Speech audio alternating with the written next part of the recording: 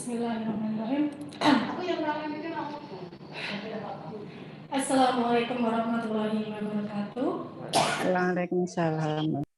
Semangat pagi dan selamat pagi kami ucapkan kepada semua yang hari ini berkumpul di pagi hari ini, hari Senin, tanggal 1 Februari 2021 di dalam kesempatan kegiatan on the job training dengan tema on the work project untuk siswa kelas 11 IPW SMK Negeri 6 Surakarta yang rencananya kegiatan ini akan dilaksanakan selama kurang lebih 3 bulan dimulai dari tanggal 1 Februari 2021 sampai dengan 30 April 2021.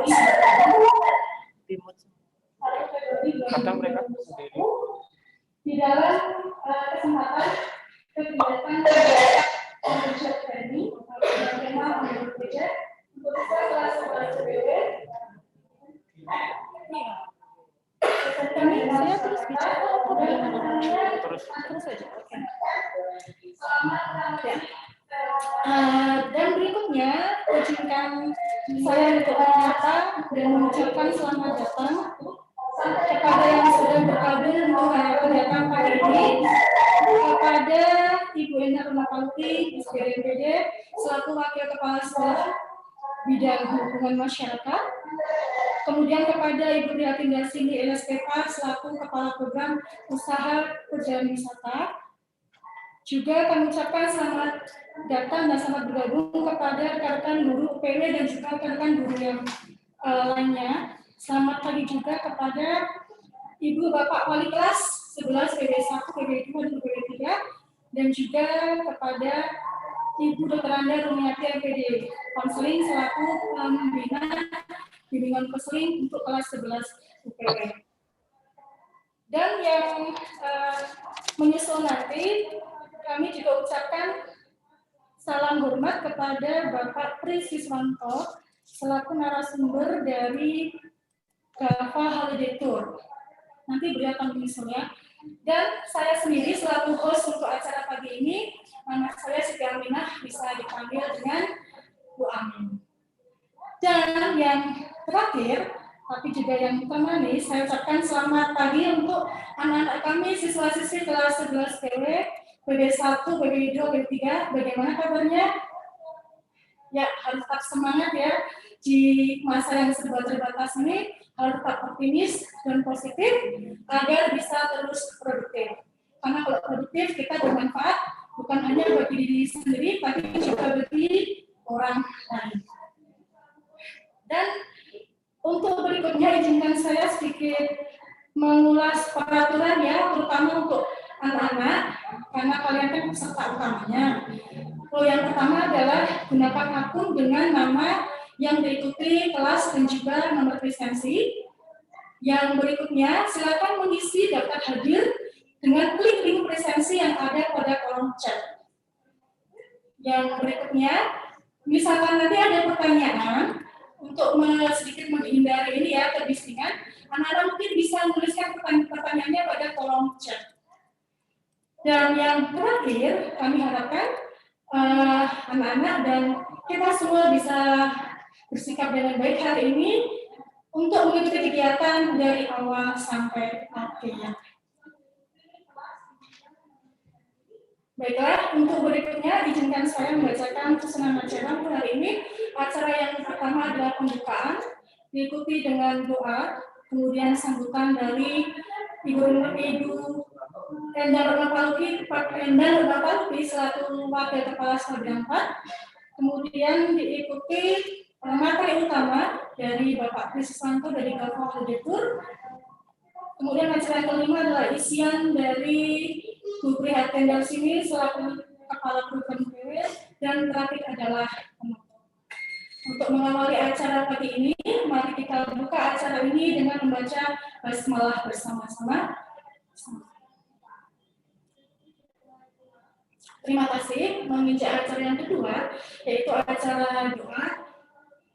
Mari kita berdoa agar kegiatan hari ini dan seterusnya dapat berjalan dengan lancar, sukses, dan sehat semua. Menurut agama dan kepercayaan masing-masing, berdoa kami lakukan.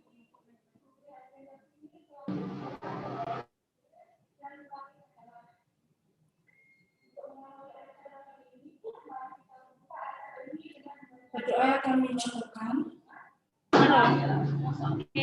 Acara berikutnya adalah sambutan dari Wakil Kepala Sekolah Bidang Hubungan Masyarakat kepada Ibu Indah Nurpalti, SPD MPD, waktu dan tempat kami lakukan.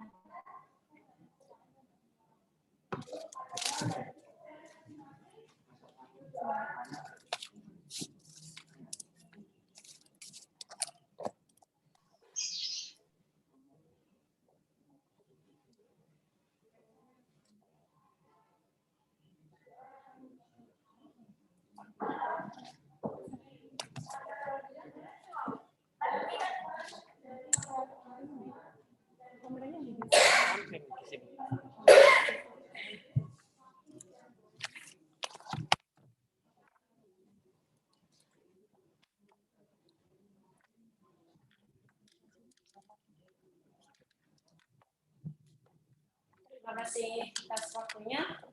Bismillahirrahmanirrahim. Assalamualaikum warahmatullahi wabarakatuh. Salam sejahtera untuk kita semua. Kami hormati Ibu Kepala SMK Negeri 6 Surakarta. Hormati Ibu Ketua Kompetensi Keahlian Usaha Perjalanan Wisata. Tidak lupa Bapak Ibu Guru Kompetensi Keahlian Usaha Perjalanan Wisata dan Bapak Ibu Guru yang lain yang pada pagi hari ini sedang ikut mengikuti Zoom meeting dalam acara pembekalan prakerin perjalanan prakerin atau PKL online. Dan yang pasti tidak lupa untuk anak-anak semuanya yang kami banggakan 11 PW1, PW2 dan PW3. Semangat pagi semuanya.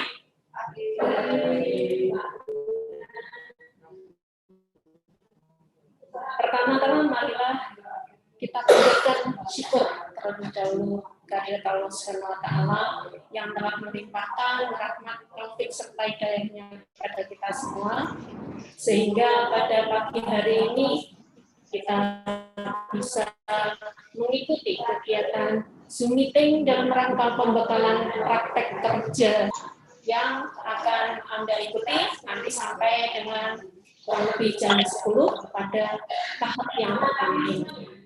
Mohon maaf, tidak lupa juga kepada Bapak Tri Siswanto dari Gava Holiday Tour and Travel yang pagi ini juga akan mengisi pembekalan kegiatan prakerin online dari kompetensi keahlian usaha perjalanan wisata.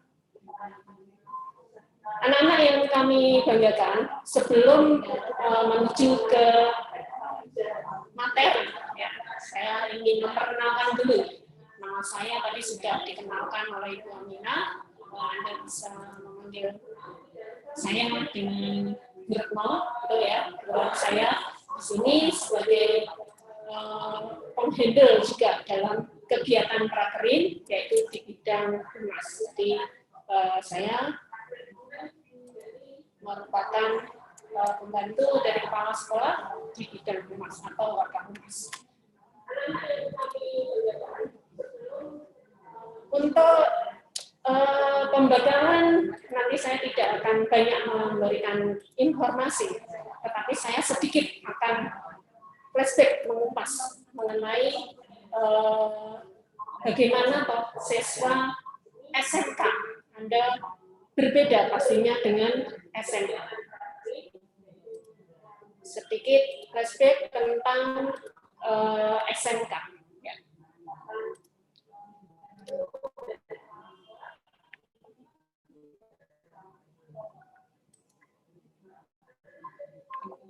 Praktek kerja industri atau prakrim.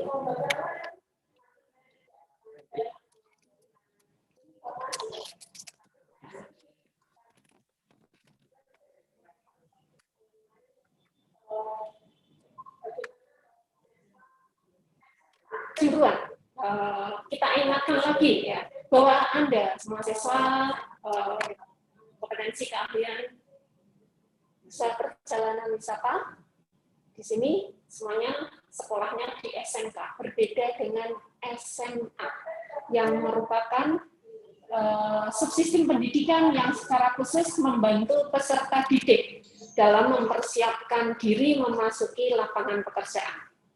Kemudian pendidikan SMK juga akan mengutamakan pengembangan kemampuan siswa untuk melaksanakan jenis pekerjaan tertentu. Jenis pekerjaan tertentu ini merupakan jenis pekerjaan yang sudah Anda pilih sesuai dengan kompetensi keahlian atau jurusan Anda. Dalam hal ini Anda memilih jurusan usaha perjalanan wisata, otomatis jenis pekerjaannya mengacu atau spesifik di dunia pariwisata. Kemudian yang ketiga, di pendidikan kejuruan ini mengutamakan penyiapan siswa untuk memasuki lapangan kerja serta mengembangkan sikap profesionalisme.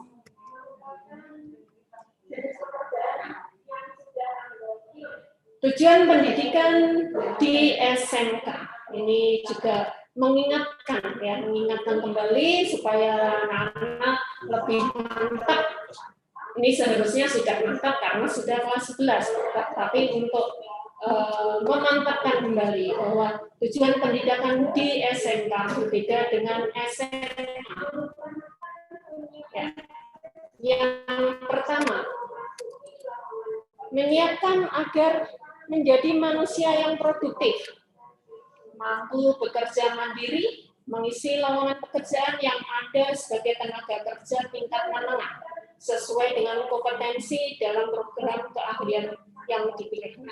Nah, ini Anda sudah memilih kompetensi keahlian UPW, otomatis nanti Anda bisa mengisi lowongan pekerjaan yang ada hubungannya dengan kepariwisataan, ataupun memilih untuk mandiri, yaitu mendirikan mendirikan suatu usaha di bidang pariwisata.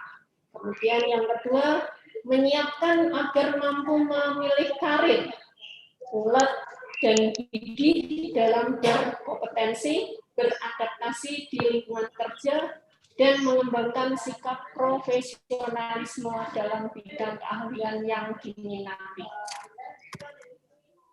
Yang ketiga, membekali ilmu pengetahuan, teknologi, dan seni agar mampu mengembangkan diri di kemudian hari, baik secara mandiri maupun melalui jenjang pendidikan yang lebih tinggi. Nah, di sini khususnya Bapak Ibu guru kompetensi keahlian UPW akan memberikan ilmu yang spesifik, yang menjurus, begitu ya, ke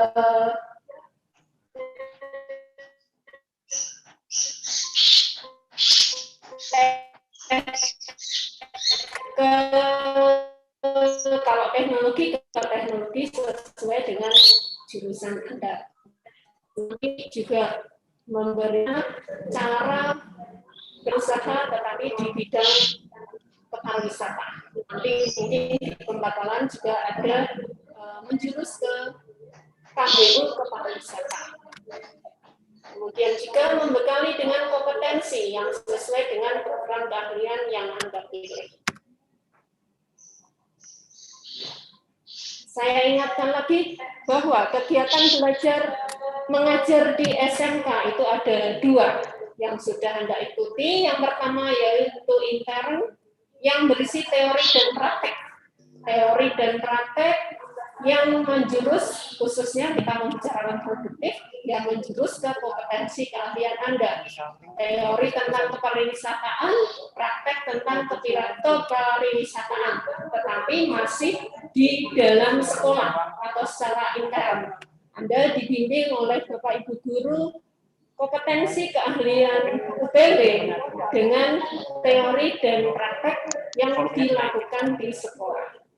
Selain itu, kegiatan belajar mengajar bisa dilakukan di luar sekolah, yaitu yang akan Anda lakukan nanti ini yaitu PKL. Tapi kali ini PKL yang kita lakukan yaitu secara online atau project work, kemudian mestinya kemarin ada kunjungan industri yang biasa kita lakukan melaksanakan PKL. Namun karena situasi kondisi yang tidak mendukung atau menanggapi ini, maka kegiatan kunjungan industri kali ini tidak bisa terrealisasi. Ya. Mestinya di pembelajaran kunjungan industri, pembelajaran secara ekstern, Anda akan mendapatkan banyak keuntungan secara realitas, real, ya. Bahwa misalnya ya, Anda sudah dibekali membuat bagaimana cara menyusun jadwal atau item. Kemudian dilaksanakan di lapangan pada saat KI, apakah sudah sesuai dengan rencana program. Nah, seperti ini yang dinamakan pembelajaran ekstern yang langsung dilaksanakan, ya, langsung dipraktekkan setelah Anda mendapatkan teori dari Bapak Ibu guru di sekolah.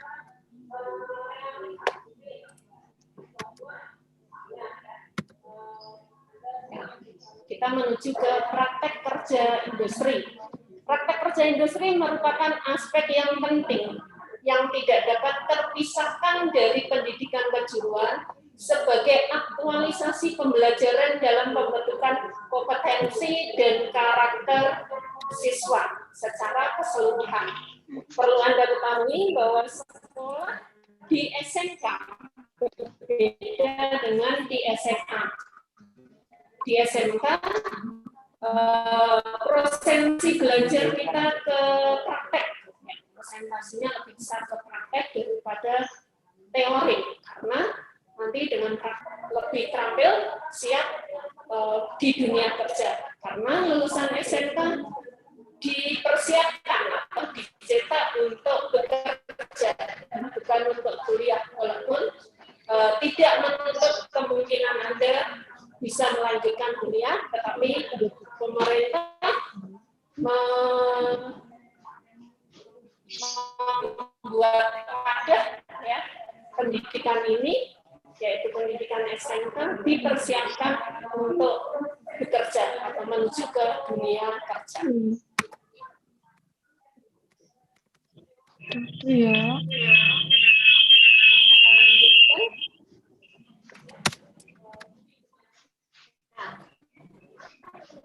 Manfaat yang kita dapat dari kegiatan PKL atau prakerin antara lain, yang pertama, hasil belajar akan lebih bermakna karena setelah tamat Anda akan memiliki keahlian profesional sebagai bekal mencari kerja dan mengembangkan diri secara berkelanjutan. Yang kedua, mengenai rentang waktu untuk mencapai keahlian profesional lebih singkat. Karena setelah tamat praktek kerja industri tidak memerlukan waktu latihan lanjutan. Jadi dari teori dan praktek yang sudah dilakukan di sekolah, kemudian kita bawa, kita cocokkan, kita matchkan dengan di dunia sana, di Dudi, ya, atau di perusahaan. Itu apakah sama atau tidak? Ada kalanya sama, ada kalanya tidak. Itu tergantung dari situasi kondisi di lapangan ataupun di Dudi. Kemudian keahlian profesional yang diperoleh melalui PKL atau prakerin dapat meningkatkan rasa percaya diri, meningkatkan harga diri. Yang tadinya hanya berkumpul bersama teman-teman di dalam sekolah atau hanya teman-teman sekolah, ini Anda bisa berkumpul, berinteraksi dengan publik, dengan orang-orang yang lebih senior, dengan tamu. Nah, bagaimana cara bersikap dan lain sebagainya, ini akan dibantu oleh pembimbing di Budi, sehingga otomatis ini akan dapat meningkatkan rasa percaya diri, juga meningkatkan harga diri atau prestasi.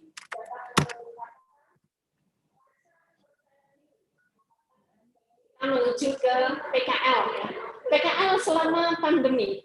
Menurut Surat Edaran Dirjen Pendidikan Vokasi nomor 1 tahun 2020, bahwa yang pertama, peserta didik yang belum menyelesaikan PKL sesuai dengan batas waktu yang ditentukan dianggap selesai. Ini seperti yang terjadi tahun lalu, yaitu dialami oleh kakak tingkat Anda. Saat itu di bulan Maret itu sudah terjadi pandemi yang dari pemerintah kita sekolah diharapkan belajar di rumah, dan bagi peserta didik yang sedang melaksanakan PKL dimohon untuk menarik, sehingga pada saat itu kakak tingkat Anda pada bulan Maret baru dapat 1,5 bulan melaksanakan PKL karena ada edaran dari Dirjen Vokasi, maka kita tarik semua peserta PKL yang baru melaksanakan 1,5 bulan, padahal seharusnya melaksanakan PKL selama 6 bulan. Namun dengan durasi 1,5 bulan karena keadaan atau situasi pandemi ini, para siswa sudah dianggap selesai, ya, sudah dianggap selesai melaksanakan PKL, dan kita mintakan sertifikat ke Dudi. Nah, yang lain, peserta yang belum melaksanakan PKL dapat diganti dengan PKL sebagai berikut. 1. Melaksanakan tugas berbasis proyek bersama Dudi secara mandiri. Yang kedua, melaksanakan kegiatan kewirausahaan secara individu atau kelompok di bawah pengawasan pembimbing. Yang ketiga, mengikuti pengenalan dunia kerja atau job orientation bersama Dudi. Nah, ini untuk yang pertama, di kompetensi keahlian UPW adalah melaksanakan tugas berbasis proyek bersama Dudi secara mandiri, dan nanti mungkin ada yang ketiga, mengikuti pengenalan dunia kerja atau job orientation bersama Dudi. Sehingga untuk kegiatan PKL online ini, Anda harus tahu bahwa ini juga PKL, bukan terus ini tidak ada PKL, tetapi ini juga dianggap PKL karena durasinya sama. Untuk tahap pertama ini selama 3 bulan, yang nanti diawali hari ini ya, tanggal 1 Februari sampai dengan 30 April mendatang. Sehingga karena keadaan saat ini, pandemi ya, COVID-19, ini untuk sekolah kita, khususnya kompetensi keahlian usaha perjalanan wisata, melaksanakan PKN online, yaitu dengan tugas berbasis proyek bersama Dudi secara mandiri atau kelompok. Nanti akan dijelaskan oleh Ketua Kompetensi Keahlian.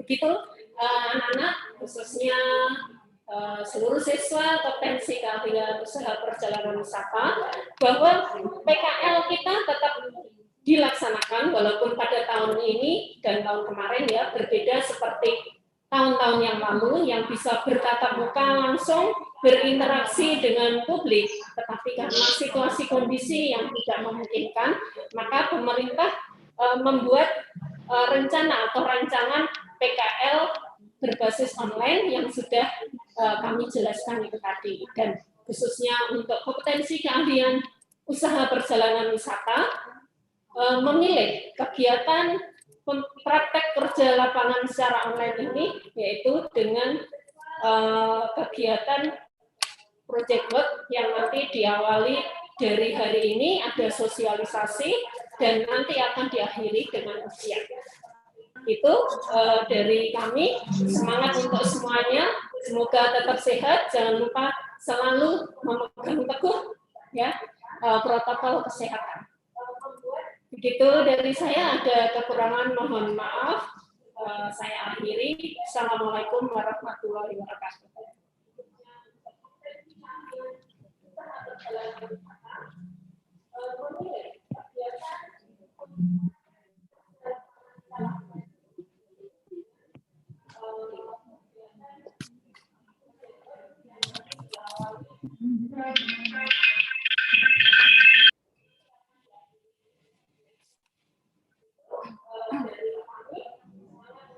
Terima kasih kami aturkan kepada Ibu Ina Palpi selaku Wakil Kepala Sekolah Bidang Hubungan Masyarakat yang juga menangani hal tentang partnering atau praktek kerja industri ini. Nanti kami usahakan filenya untuk bisa kami share ya untuk tadi para anak-anak yang agak terlambat mengikuti info. Untuk yang berikutnya adalah materi dari narasumber utama kita hari ini, beliau Bapak Pri Siswanto. Beliau adalah owner dari Galva Holiday Tour, suatu biro travel tour di Kota Solo. Beliau juga sekaligus sebagai Ketua Asita DPC Solo Raya. Ya, siapa yang tahu apa kepanjangannya Asita? Association of Travel Agencies. Ya, Bapak Pri sudah bersambung kah?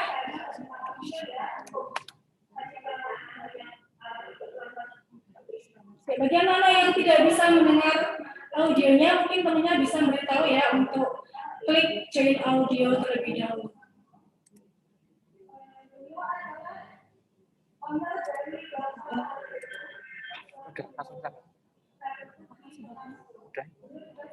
Bapak Pri Siswanto, selamat pagi Bapak. Selamat pagi Bu.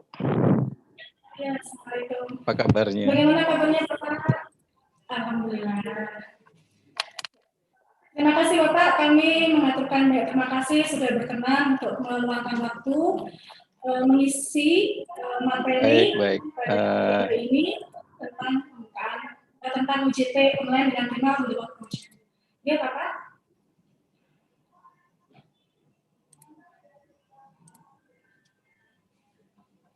Ya, atau monggo Bapak untuk waktu dan tempat kami aturkan monggo.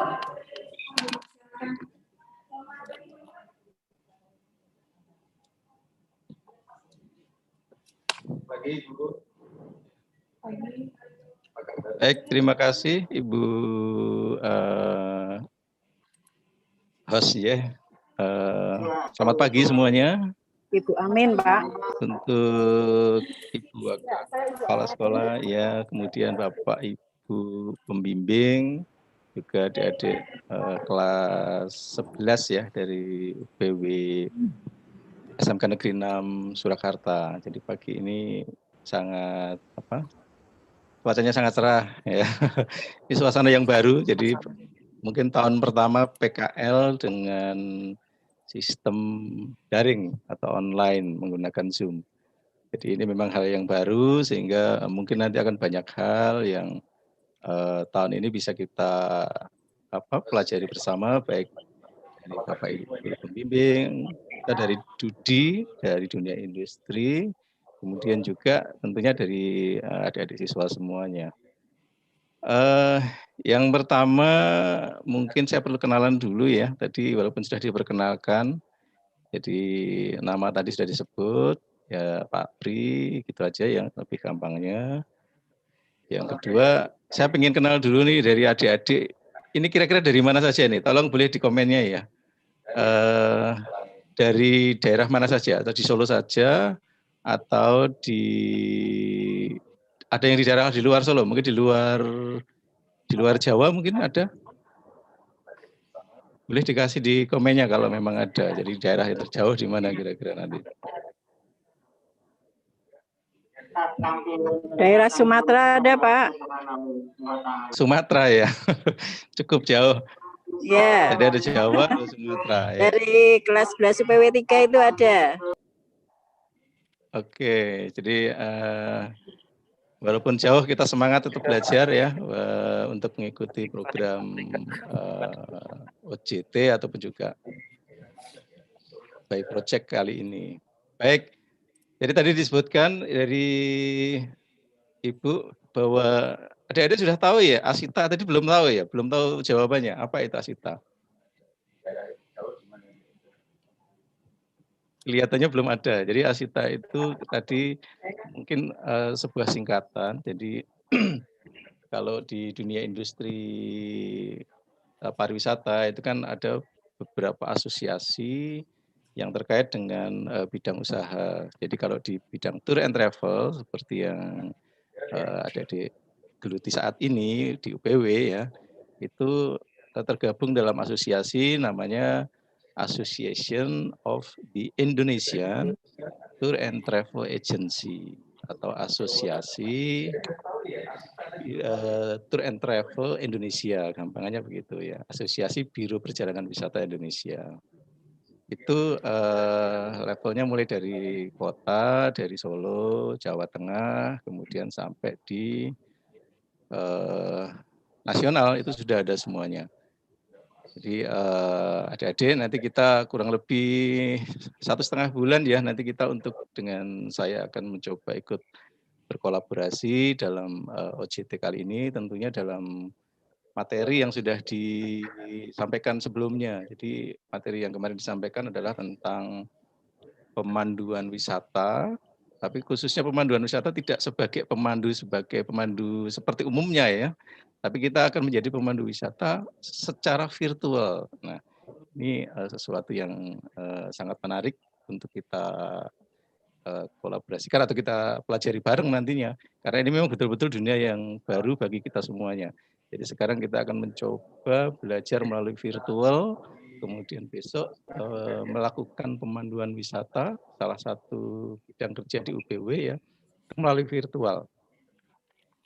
Yang pertama untuk pemanduan, saya kira sudah cukup banyak disampaikan ya materi dari Bapak Ibu Guru, mungkin di meja pembelajaran di sekolah untuk teknik pemanduannya. Nah, nanti kita akan mencoba untuk sharing kali ini bagaimana membuat sebuah pemanduan wisata itu melalui virtual atau melalui jaringan daring ya. Baik, saya akan coba share mungkin sedikit materi untuk pemantik ya. Nanti boleh kalau ada hal-hal atau mungkin juga yang mau ditanyakan, nanti kita tentunya ada sesi sharing atau tanya jawab ya Ibu ya. Untuk tanya jawabnya itu nanti kami sarankan Anda bertanya melalui chat Bapak. Biasanya tidak saling berhubungan gitu ya. Baik, jadi nanti kalau memang ada yang mau ditanyakan atau mungkin hal-hal yang mungkin sudah tahu dan perlu diperjelas ya, nanti kita bisa, adik-adik bisa melalui chat dulu, kemudian nanti kita akan bahas bareng. Saya coba share untuk sedikit materi dari saya ya. Bentar.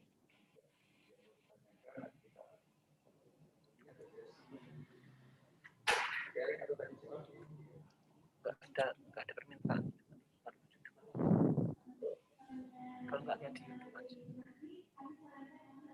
Baik, apakah sudah bisa dilihat materinya?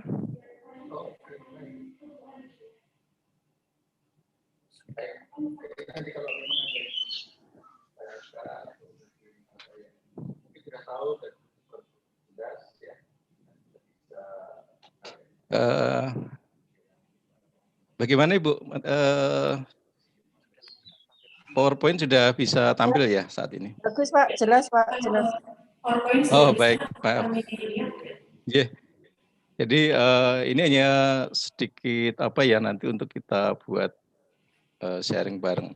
Jadi yang pertama kita kembali lagi ke topik hari ini ya. Jadi bahwa kita akan melakukan pemanduan wisata melalui virtual tour. Jadi selama ini kalau mungkin atau kakak-kakak kelas ataupun yang di tahun-tahun sebelumnya ini memang pemanduan wisata apalagi dalam OJT itu selalu bertemu langsung dengan tamu. Jadi ada interaksi langsung dengan wisatawan, baik itu di dalam perjalanan ataupun juga di destinasi wisata. Dan juga mungkin kalau di yang job training di kantor tentunya akan ada interaksi bukan hanya pemanduan ya, tapi mungkin yang lain. Nah, kali ini untuk pemanduan wisata melalui virtual tour, kita akan coba nanti sampaikan beberapa hal yang kira-kira perlu kita sharing bareng. Yang pertama untuk materi dulu ya, kita akan coba breakdown dulu. Jadi kita akan ada kurang lebih ada tiga kali sesi ya, 3 sesi pertemuan dengan adik-adik semua nanti. Jadi hari ini adalah pertemuan pertama atau sesi pertama yang kali ini kita akan mencoba melihat dasar-dasar atau mungkin juga secara sekilas tentang virtual tour dulu. Jadi kenapa virtual tour itu diadakan, kemudian bagaimana kita menyusun sebuah konsep perjalanan pemanduan dengan virtual tour. Dengan konsep nanti tentunya menggunakan channel-channel yang sosial media, baik terutama kalau nantinya target akhir adalah melalui YouTube ya. Jadi nanti kita akan membagi 3 sesi atau 3 bahasan. Jadi hari ini kita hanya akan masuk di sesi yang pertama dulu saja. Jadi virtual tour, menyiapkan sebuah proyek pemanduan wisata dengan konsep virtual tour. Ini yang akan kita sedikit perdalam untuk hari ini. Kemudian pertemuan kedua kita mungkin di sesi yang akan datang ya, itu kita akan masuk dalam teknis mulai masuk ke editing.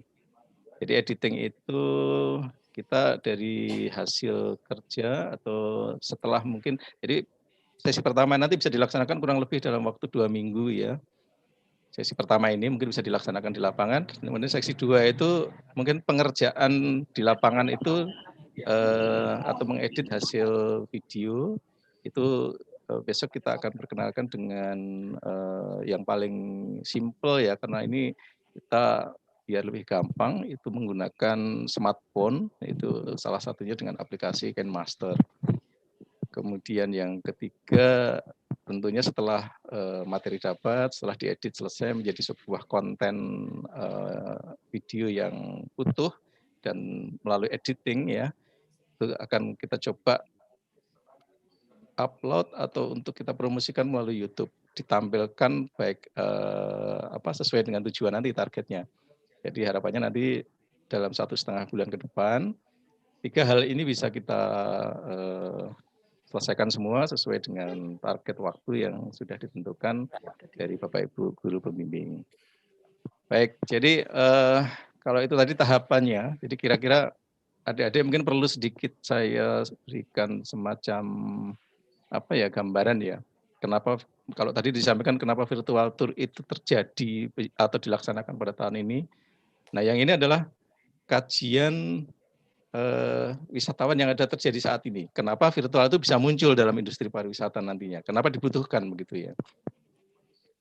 Jadi kalau di saat ini dunia pariwisata kan semuanya hampir boleh dikatakan mati suri ya. Mati suri itu semuanya dalam kondisi menanti momen yang tepat untuk bangkit kembali.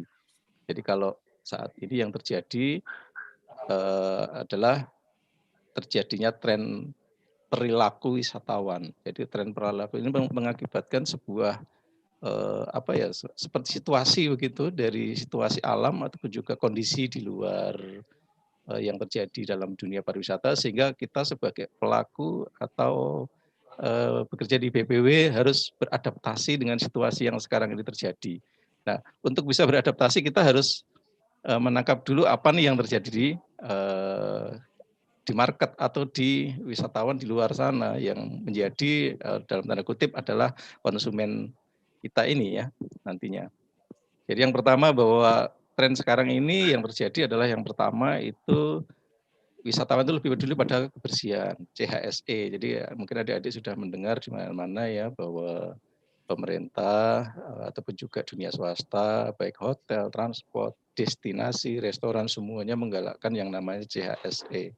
Jadi nanti pada saat di lapangan, pada saat adik-adik melakukan kunjungan ataupun juga mengambil gambar yang langsung di lokasi, pasti ini akan ada sedikit perubahan dimanapun, baik itu di sifatnya wisata budaya yang heritage seperti keraton ataupun juga wisata alam atau candi atau semuanya akan ada penambahan-penambahan yang kaitannya dengan penerapan CHSE ini.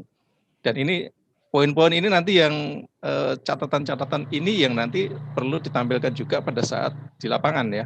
Jadi pada saat kalian nanti mengambil gambar atau mengambil footage, itu nama istilahnya untuk di dalam dunia fotografi atau sinematografi atau dalam ini ya pengambilan gambar ini kan kita nyebutnya footage. Itu CHSE atau standar kesehatan yang sekarang berlaku di destinasi itu bisa menjadi satu titik poin nanti yang perlu ditampilkan dalam video.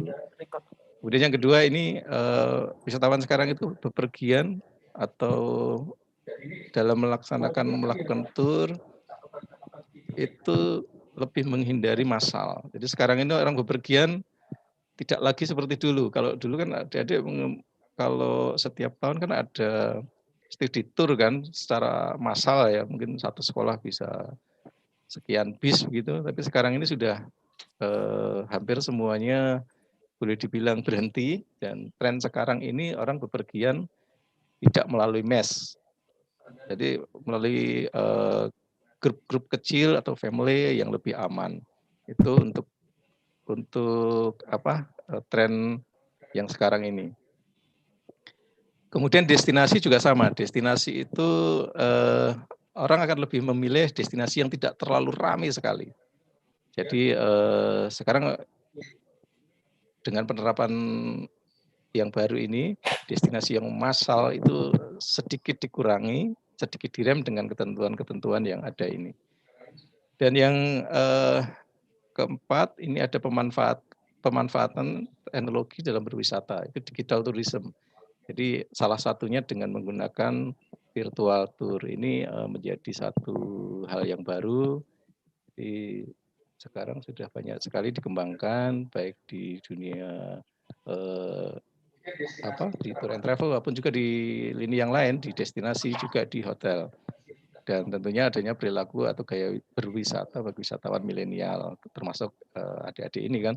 Jadi gaya wisatawan sekarang itu mungkin akan berubah dibandingkan dengan yang dulu memang sudah mengalami pergeseran. Kalau dulu mungkin orang melakukan aktivitas di destinasi, mungkin yang penting adalah experience-nya, tapi sekarang adalah eksistensinya.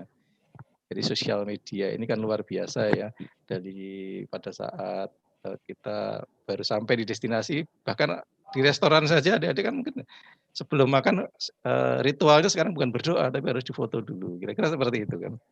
Ini adalah tren-tren yang sekarang ini terjadi pergeseran dari perilaku wisatawan yang ada saat ini. Nah ini tentunya harus kita sikapi bareng. Jadi tren yang ada ini tentunya harus bisa kita manfaatkan atau kita maksimalkan dengan potensi yang kita miliki, sehingga kita bisa menawarkan nantinya ke depan sesuai dengan tren yang sedang berjalan pada saat ini. Dan salah satu yang kita lakukan pada saat ini atau pemanduan wisata melalui virtual ini adalah salah satu adaptasi kreatif ya, dengan menggunakan daring untuk mengenalkan satu destinasi atau melakukan pemanduan wisata. Kira-kira itu jadi tren perilaku wisatawan yang saat ini mungkin bisa adik-adik pahami untuk bisa menjadi tambahan referensinya. Kemudian kita masuk ke virtual tour.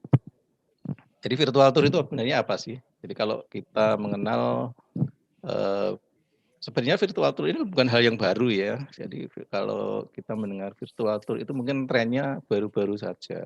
Atau belum lama selama pandemi ini, setahun terakhir ini begitu gencar. Orang mengatakan apa virtual tour. Padahal sebenarnya ini sebuah kegiatan yang mungkin sudah berjalan sesuai, mungkin hampir sejalan dengan era sosial media mulai berkembang juga ya. Jadi orang sudah mulai banyak terlibat dengan kegiatan menggunakan Instagram, YouTube. Ini sebenarnya virtual tour itu sudah sangat banyak digunakan baik di dunia industri ataupun juga tenaga pendidikan atau juga pemerintahan. Jadi kalau secara arti atau definisinya virtual tour itu kan kurang lebihnya simulasi dari lokasi yang ada. Jadi simulasi ini bisa berupa foto, bisa berupa video. Artinya bisa gambar diam ataupun juga dengan sebuah video langsung di lokasi, sehingga ada banyak bentuknya nantinya. Jadi kalau kita bicara virtual tour, ini sebenarnya kan lebih pada menyampaikan informasi atau menyampaikan sebuah situasi dari destinasi ataupun juga dari situasi yang ingin kita sampaikan kepada khalayak melalui metode mungkin daring ya, kalau gampangnya seperti melalui media virtual. Jadi di sana nanti kita harus menggabungkan banyak faktor ya, tentunya mulai dari bukan hanya gambar ataupun juga foto, namun juga kita di sana harus menambahkan seperti efek suara, kemudian musik mungkin sebagai background, kemudian narasi itu berupa seperti kalau pemandu ya, kalian sebagai pemandu wisata berarti harus membuat semacam program pemanduan wisata. Juga di sana ada teks itu misalnya dalam sebuah tampilan video itu sering kan ditambahkan juga dengan narasi teks.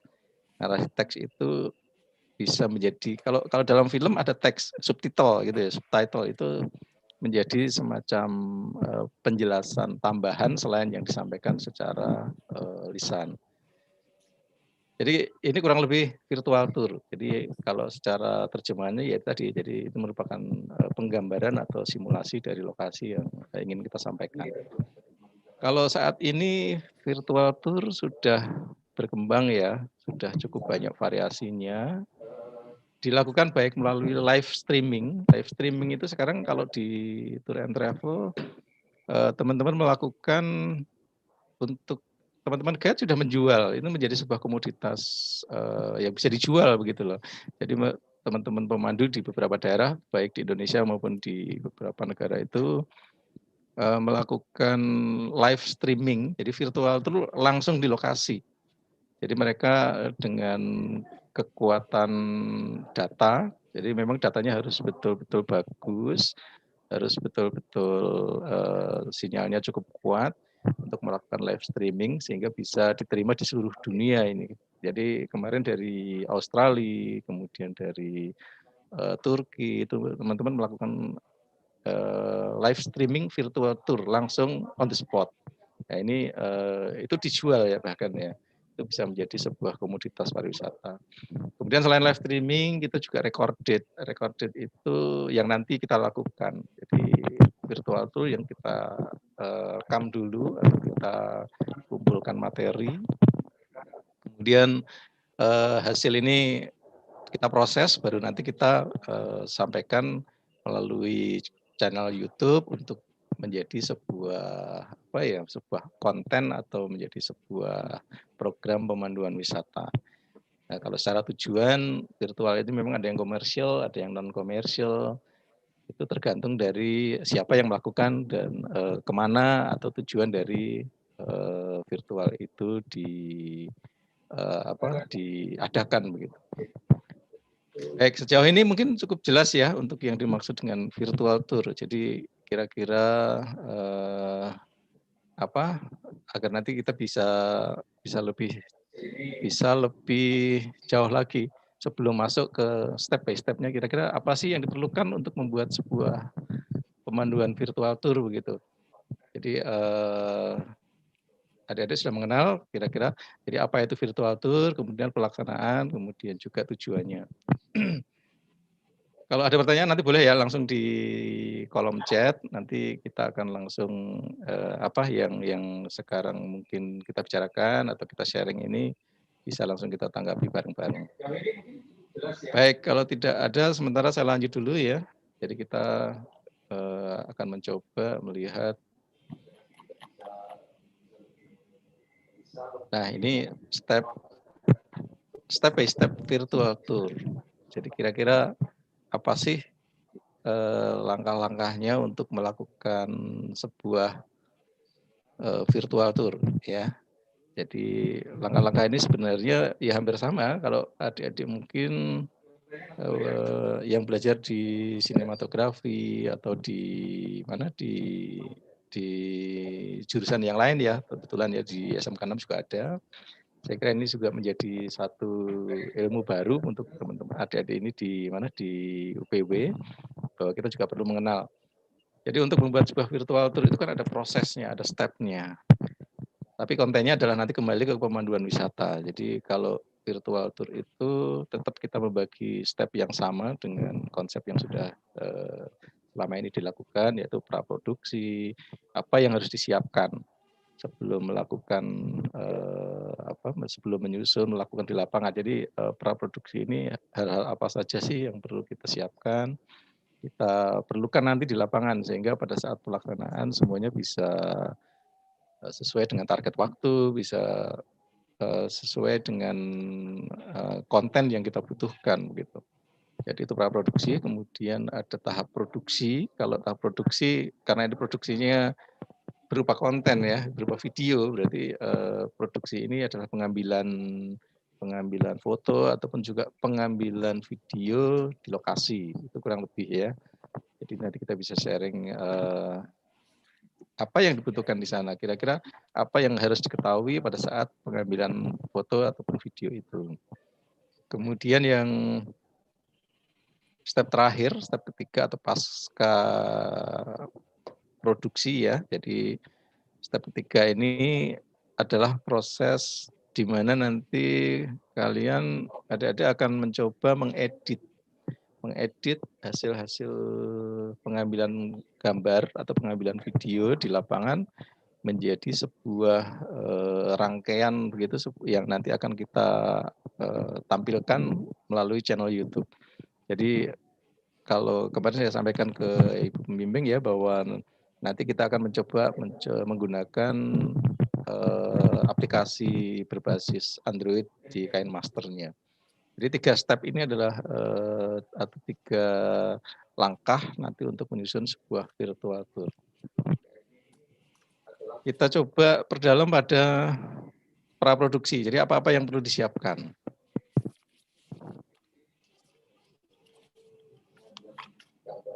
Nah, ini untuk praproduksi.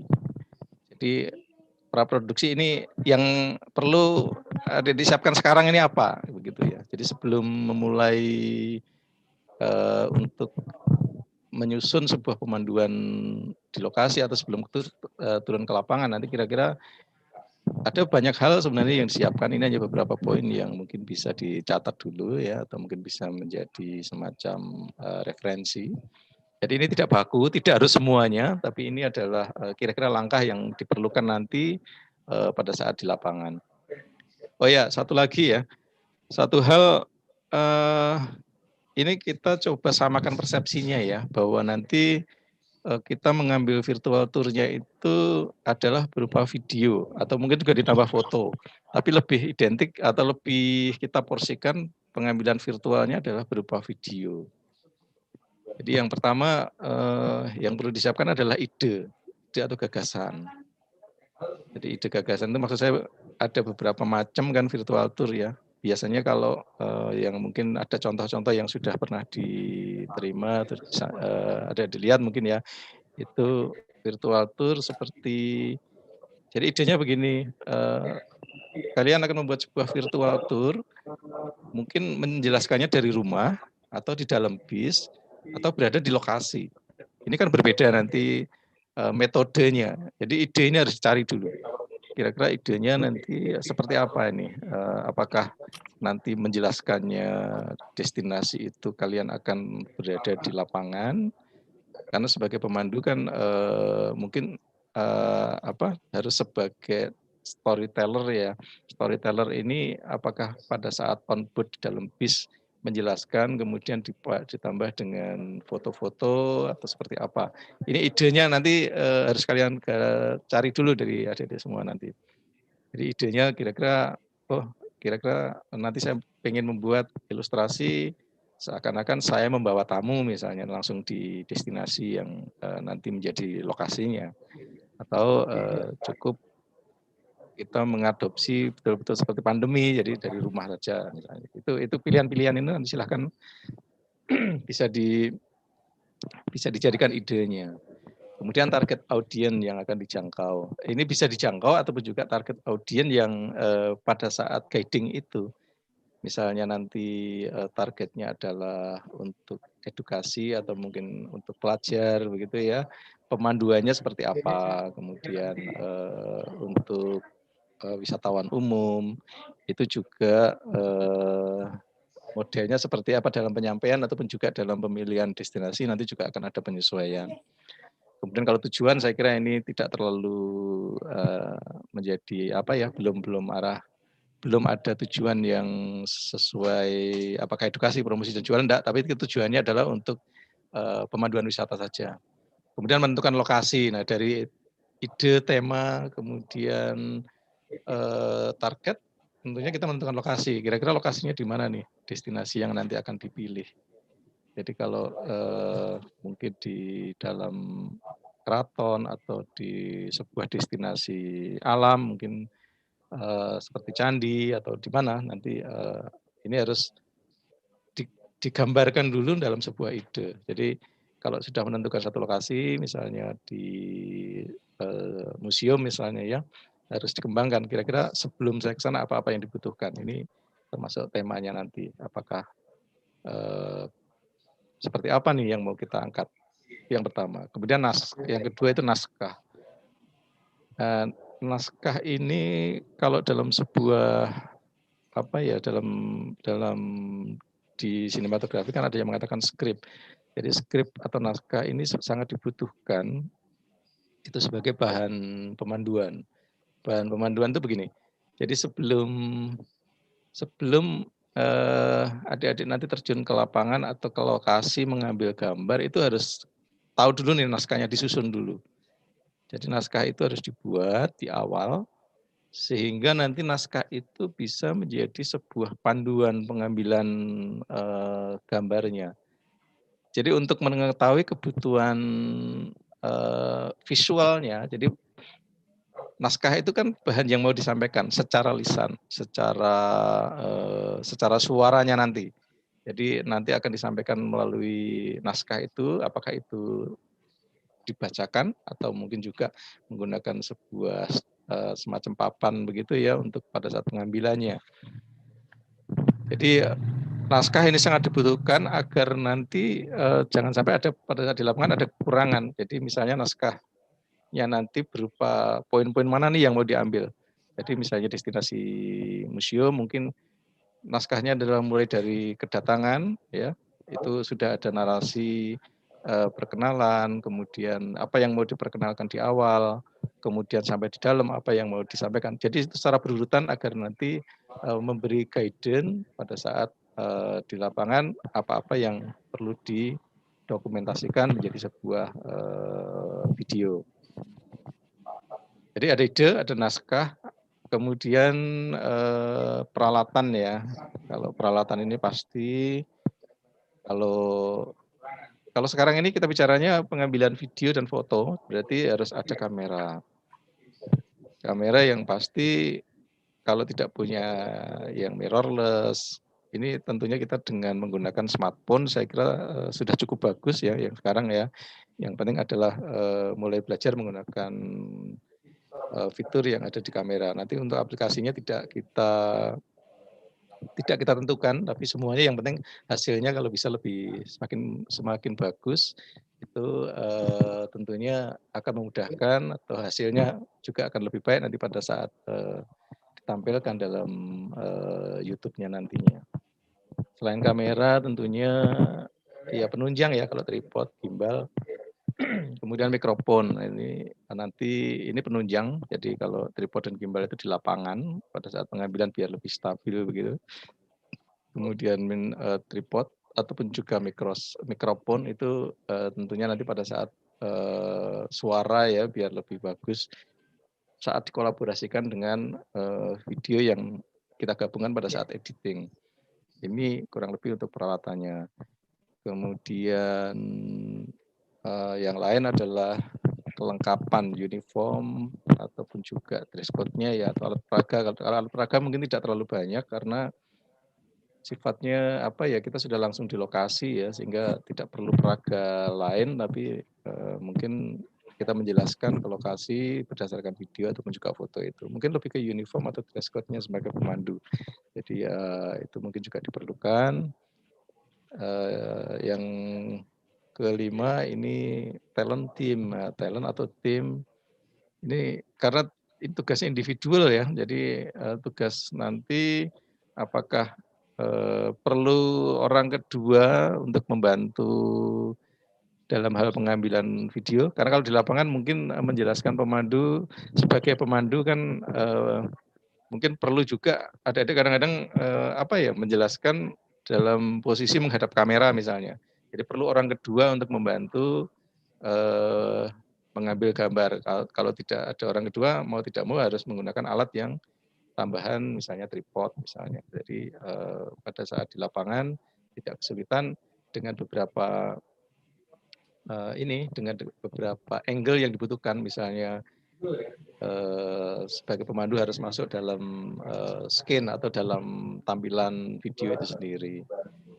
Kemudian kalau dibutuhkan misalnya narasumber dari luar, jadi local guide di lokasi misalnya untuk menggali dari informasi yang didapat. Selain di naskah tadi sudah ada mungkin materi-materi, mungkin akan ada naskah-naskah atau mungkin tambahan cerita mungkin dari guide lokal ataupun juga narasumber yang ada di lokasi. Itu kadang-kadang sering dijumpai di beberapa destinasi yang yang mungkin punya cerita cukup banyak, dan juga mungkin ini tiket lokasi transport ini maksudnya adalah jadi kalau kita mempunyai tim atau mempunyai tim beberapa orang misalnya itu kan perlu memikirkan di awal nih untuk transport menuju lokasi seperti apa, kemudian tiket lokasinya itu karena pasti untuk pengambilan video dan lain-lain untuk masuk ke lokasi harus juga ada biaya.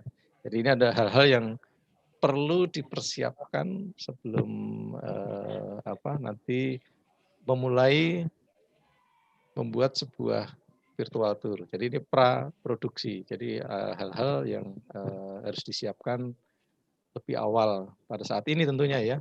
Jadi 2 minggu ke depan ini kurang lebih ya inilah adalah poin-poin yang yang perlu disiapkan. Ini tahapnya adalah tahap praproduksi. Kemudian setelah praproduksi tentunya masuk dalam tahap produksi.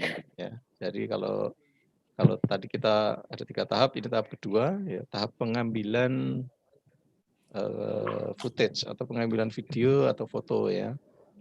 Di sini saya buat ada beberapa, ini hanya beberapa variasi saja sebenarnya. Jadi ada banyak sekali trik atau banyak sekali cara untuk mengambil sebuah video ya. Jadi kalau diproduksi di lapangan ini tentunya faktornya akan banyak sekali terjadi di lapangan. Jadi di setiap destinasi mungkin akan berbeda karakter ya. Jadi ini harus disesuaikan untuk di lapangannya tentunya. Jadi misalnya destinasinya di alam terbuka dengan di dalam museum, mungkin dalam museum suasananya agak gelap, jadi pengambilan video mungkin juga kurang maksimal seperti itu ya. Atau mungkin ada area-area tertentu yang tidak diizinkan dalam pengambilan video. Kadang-kadang kan ada area tertutup yang tidak bisa dipublikasikan melalui foto ataupun juga video. Jadi kalau dalam produksi ini kalau kita coba ini kita mengenal beberapa mengenal istilah yang ada dalam produksi ya, mungkin nanti bisa menambah pengetahuan ataupun juga untuk diterapkan di lapangan. Jadi ini ada beberapa poin yang mungkin nanti bisa diterapkan. Jadi pada saat mengambil sebuah gambar atau sebuah video itu type shoot itu hanya istilah saja ya, sebenarnya adalah ukuran gambar. Jadi misalnya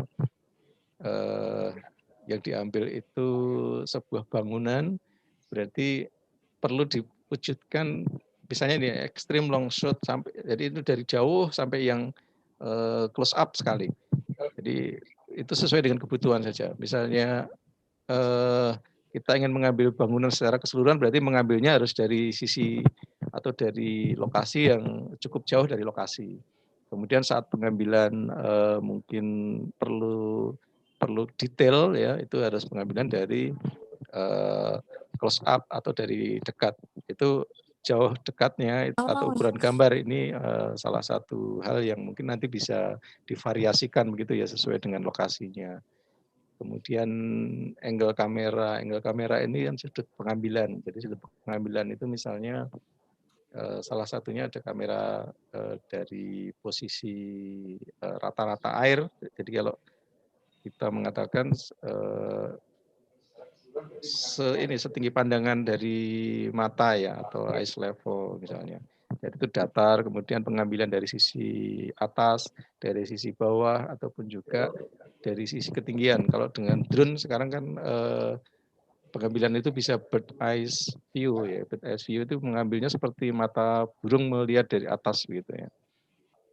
Itu angle kamera. Jadi kita mengambil kadang-kadang kalau kesulitan, kadang-kadang harus, karena kameranya cuma satu misalnya ya, itu harus berarti bisa beberapa sisi. Jadi pengambilan dari sudut dari depan mungkin ya, itu kemudian ditambah dari posisi angle-angle yang lain. Dalam satu objek bisa dibuat beberapa variasi.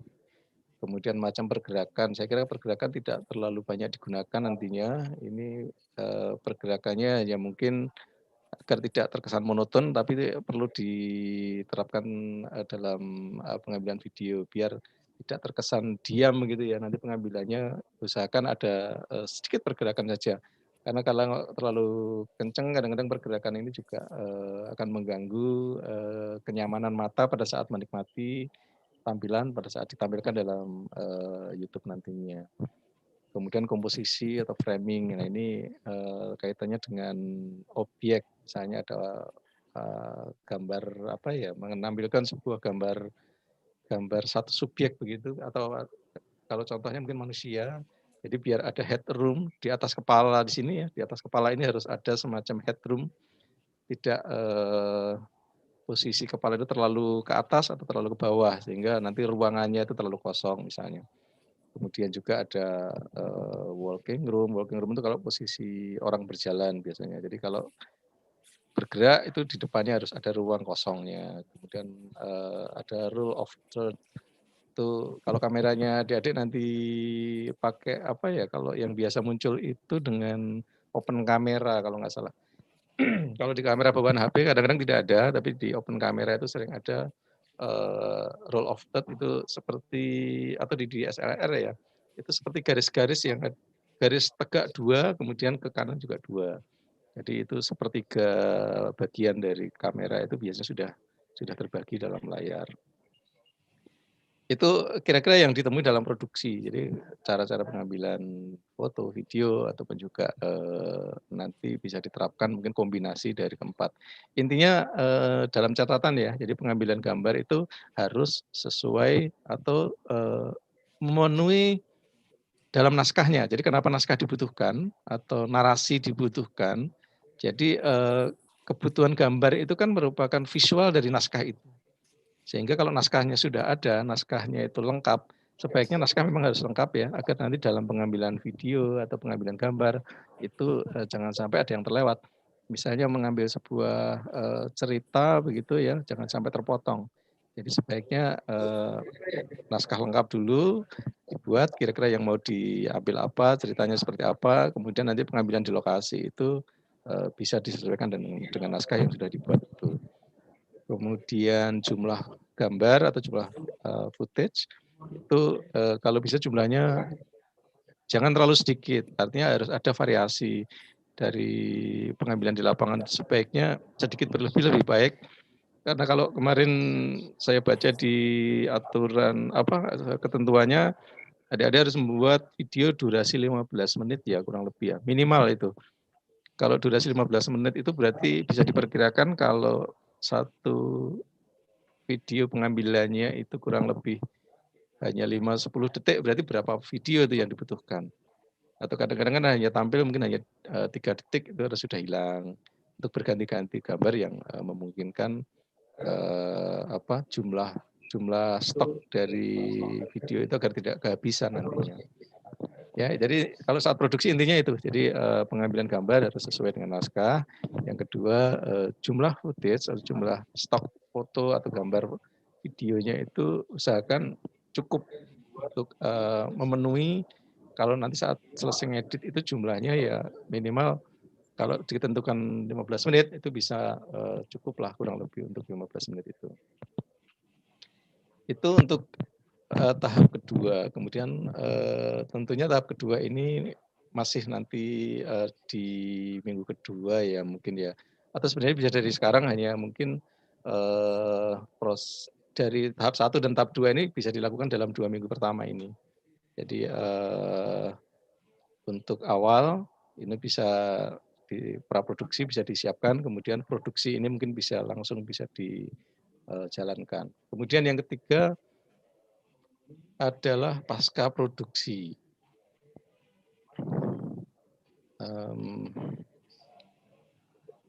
Nah, ini pasca produksi. Jadi kalau kita sebuah rangkaian ini adalah ending dari tugas nantinya yang perlu adik-adik kerjakan ya. Jadi pasca produksi itu karena kita ingin membuat sebuah virtual tour, jadi ini proses dari pra dan juga produksi pengambilan gambar ini akan kita edit menjadi sebuah rangkaian cerita atau rangkaian sebuah narasi pemanduan lengkap dengan kebutuhannya, dengan informasi yang mau disampaikan, dengan video atau dengan ilustrasi gambar, kemudian dengan suara ataupun ada musik tadi yang ada di sudah kita siapkan sebelumnya. Nah, untuk proses editing saya hanya ingin mengenalkan saja untuk menggunakan aplikasi yang bisa berjalan di Android ya, itu kita perkenalkan di KineMaster-nya. Ya, di situ ada link ya di bawahnya itu, di bawah icon KineMaster-nya itu coba boleh dicatat ya, atau mungkin boleh difoto begitu kalau mungkin bisa di screenshot misalnya. Itu adalah link download. Kalau belum punya, ya nanti adik-adik boleh mendownload aplikasinya. Jadi aplikasi yang ada di sini cukup apa ya, kalau saya bilang cukup besar karena sekitar ya 70 atau 70-an sekian mega kalau tidak salah.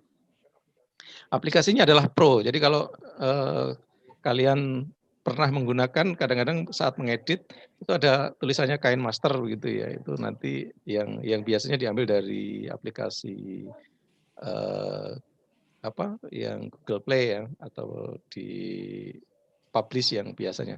Tapi yang ini sudah Pro, artinya tidak muncul watermark-nya. Dan di sana nanti boleh dicoba nanti pada saat sudah diinstal, itu ada cukup banyak, nanti akan kita perdalam lagi mungkin dalam sesi pertemuan kedua nanti, jadi fitur-fitur yang bisa dikembangkan yang ada di dalam aplikasi ini. Jadi itu nanti bisa di-download langsung untuk edit videonya secara menggunakan smartphone saja. Kemudian yang kedua yang di tengah, yang kecil, itu Pixel Lab. Pixel Lab itu adalah semacam editor apa ya? Ini untuk membuat kalau kita membuat sebuah YouTube, biasanya kalau melihat YouTube itu tampilan depannya kan ada fotonya dulu ya.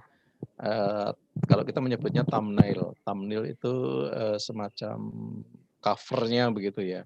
Jadi Pixel Lab itu bisa digunakan untuk membuat cover dari YouTube kita. Jadi misalnya di situ bagian paling menarik dari pemanduan itu apa? Itu bisa difoto, kemudian foto itu bisa ditambah dengan tulisan, dengan macam-macam mungkin animasi ataupun menggunakan font yang sangat banyak. Ini kita menggunakan Pixellab, tapi ini sebagai tambahan saja saya kira. Jadi Pixellab ini bisa digunakan, bisa juga tidak, atau mungkin ada aplikasi yang lain mungkin juga bisa digunakan. Di bawahnya ini juga sama link download. Ini juga sudah Pixellab-nya adalah Pixellab yang sudah lengkap ya, sudah pro juga, hampir sama dengan KineMaster-nya. Tapi ini hanya tambahan saja untuk Pixel-nya. Tapi lebih kalau yang KineMaster saya kira ini lebih diperlukan karena ini memang untuk kita untuk mengedit videonya. Kemudian distribution setelah setelah editing ya. Ini hasil video nanti akan kita atau seperti ketentuan yang ada di OJT bahwa nanti akan diupload ke YouTube ya. Jadi adik-adik untuk ke YouTube nanti ini menjadi sesi ketiga di akhir ya. Bagaimana membuat channel, kemudian mengupload sebuah video, kemudian ada YouTube Studio. Ini berbeda dengan YouTube yang adik-adik biasa lihat. Jadi ada YouTube yang sifatnya YouTube untuk dilihat, kemudian kalau YouTube Studio ini adalah YouTube untuk ini kita sebagai editor yang punya channelnya gitu loh, jadi sebagai adminnya. Jadi dari YouTube Studio itu nanti kita akan bisa melihat nih kira-kira video kita itu sudah dilihat berapa banyak orang, kemudian komen-komen yang mungkin komentar dalam video itu akan muncul di sini. Jadi kurang lebih pasca produksinya nanti endingnya untuk tampilannya setelah edit adalah publish ke YouTube channelnya masing-masing ya tentunya nanti ya. Jadi nanti kita menjadi bahasan yang terakhir atau pasca produksi. Kurang lebih itu ya. Jadi yang perlu saya sampaikan mungkin untuk proses virtual tour. Jadi kira-kira dari praproduksi, kemudian saat produksi hingga pasca produksi, kira-kira nanti perlu hal yang mungkin di awal ini nih, ada yang belum jelas atau belum ada gambaran begitu ya, kira-kira apa, mungkin nanti bisa di-sharingkan bareng. Kalau mungkin tidak pada momen ini, mungkin nanti bisa dengan Bapak Ibu pembimbing ya, mungkin nanti tetap kita bisa akan semacam koordinasi atau komunikasi sehingga target waktu yang dibuat ini bisa kita capai lah. Jadi kurang lebih kalau kita tadi di awal ada 3 session. Yang pertama adalah maaf saya ke depan dulu ya. Ini jadi saya harapkan di session virtual tour ini dalam 2 minggu ke depan adik-adik sudah bisa mempunyai sebuah gambaran untuk membuat konsepnya seperti apa. Kemudian 2 minggu berikutnya kita sudah mulai mengedit videonya sehingga di 2 minggu berikutnya kita bisa mengevaluasi apabila ada perubahan-perubahan ataupun juga penyesuaian sampai selesai menjadi sebuah materi virtual tour yang bisa kita sampaikan kepada khalayak. Barangkali ini yang bisa saya sampaikan untuk sesi pertama ini, dan tentunya nanti kalau memang dikembang masih ada hal yang kurang jelas bisa kita perjelas. Dan ini sedikit ini ya kontak saya mungkin bisa disimpan barangkali dibutuhkan ya untuk koordinasi berikutnya. Jadi saya juga mempunyai sebuah channel di YouTube yang saya buat, itu ada YouTube di Sobat Gava. Ini ada di sini, mungkin nanti bisa dilihat juga. Boleh nanti kita saling kalau di dunia YouTube itu kan saling subscribe atau saling bisa memberikan masukan pada konten-konten yang sudah dibuat ataupun juga dimiliki oleh adik-adik semuanya. Barangkali itu yang bisa saya sampaikan pada momen atau sesi yang pertama ini. Kurang lebihnya mungkin nanti mohon maaf bila ada yang kurang, nanti bila ada perlu yang ditanyakan ya kita bisa diskusikan, dan waktu kami kembalikan kepada Ibu host untuk kembali dilanjutkan. Terima kasih Bu. Assalamualaikum warahmatullahi wabarakatuh. warahmatullahi wabarakatuh. Ya Bapak Pri, nama saya Bu Amin. Perkenalkan. Insya Allah besok kita mungkin bisa jumpa lagi ya Pak ya di sesi Zoom yang lainnya. Baik Bapak, ini di kolom chat sementara saya cek belum ada pertanyaan. Mungkin dari Bapak Ibu Guru juga bisa bertanya. Sementara ini saya ada 1-2 pertanyaan, boleh ya Bapak ya? Enggak Bu, J, boleh.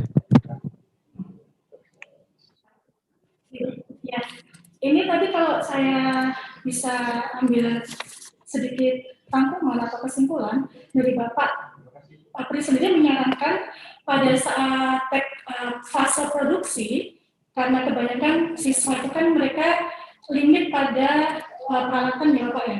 Jadi mungkin sebagian ada yang punya DSLR, ada yang punya mirrorless atau yang lainnya, tapi kan kebanyakan mereka menggunakan HP Android.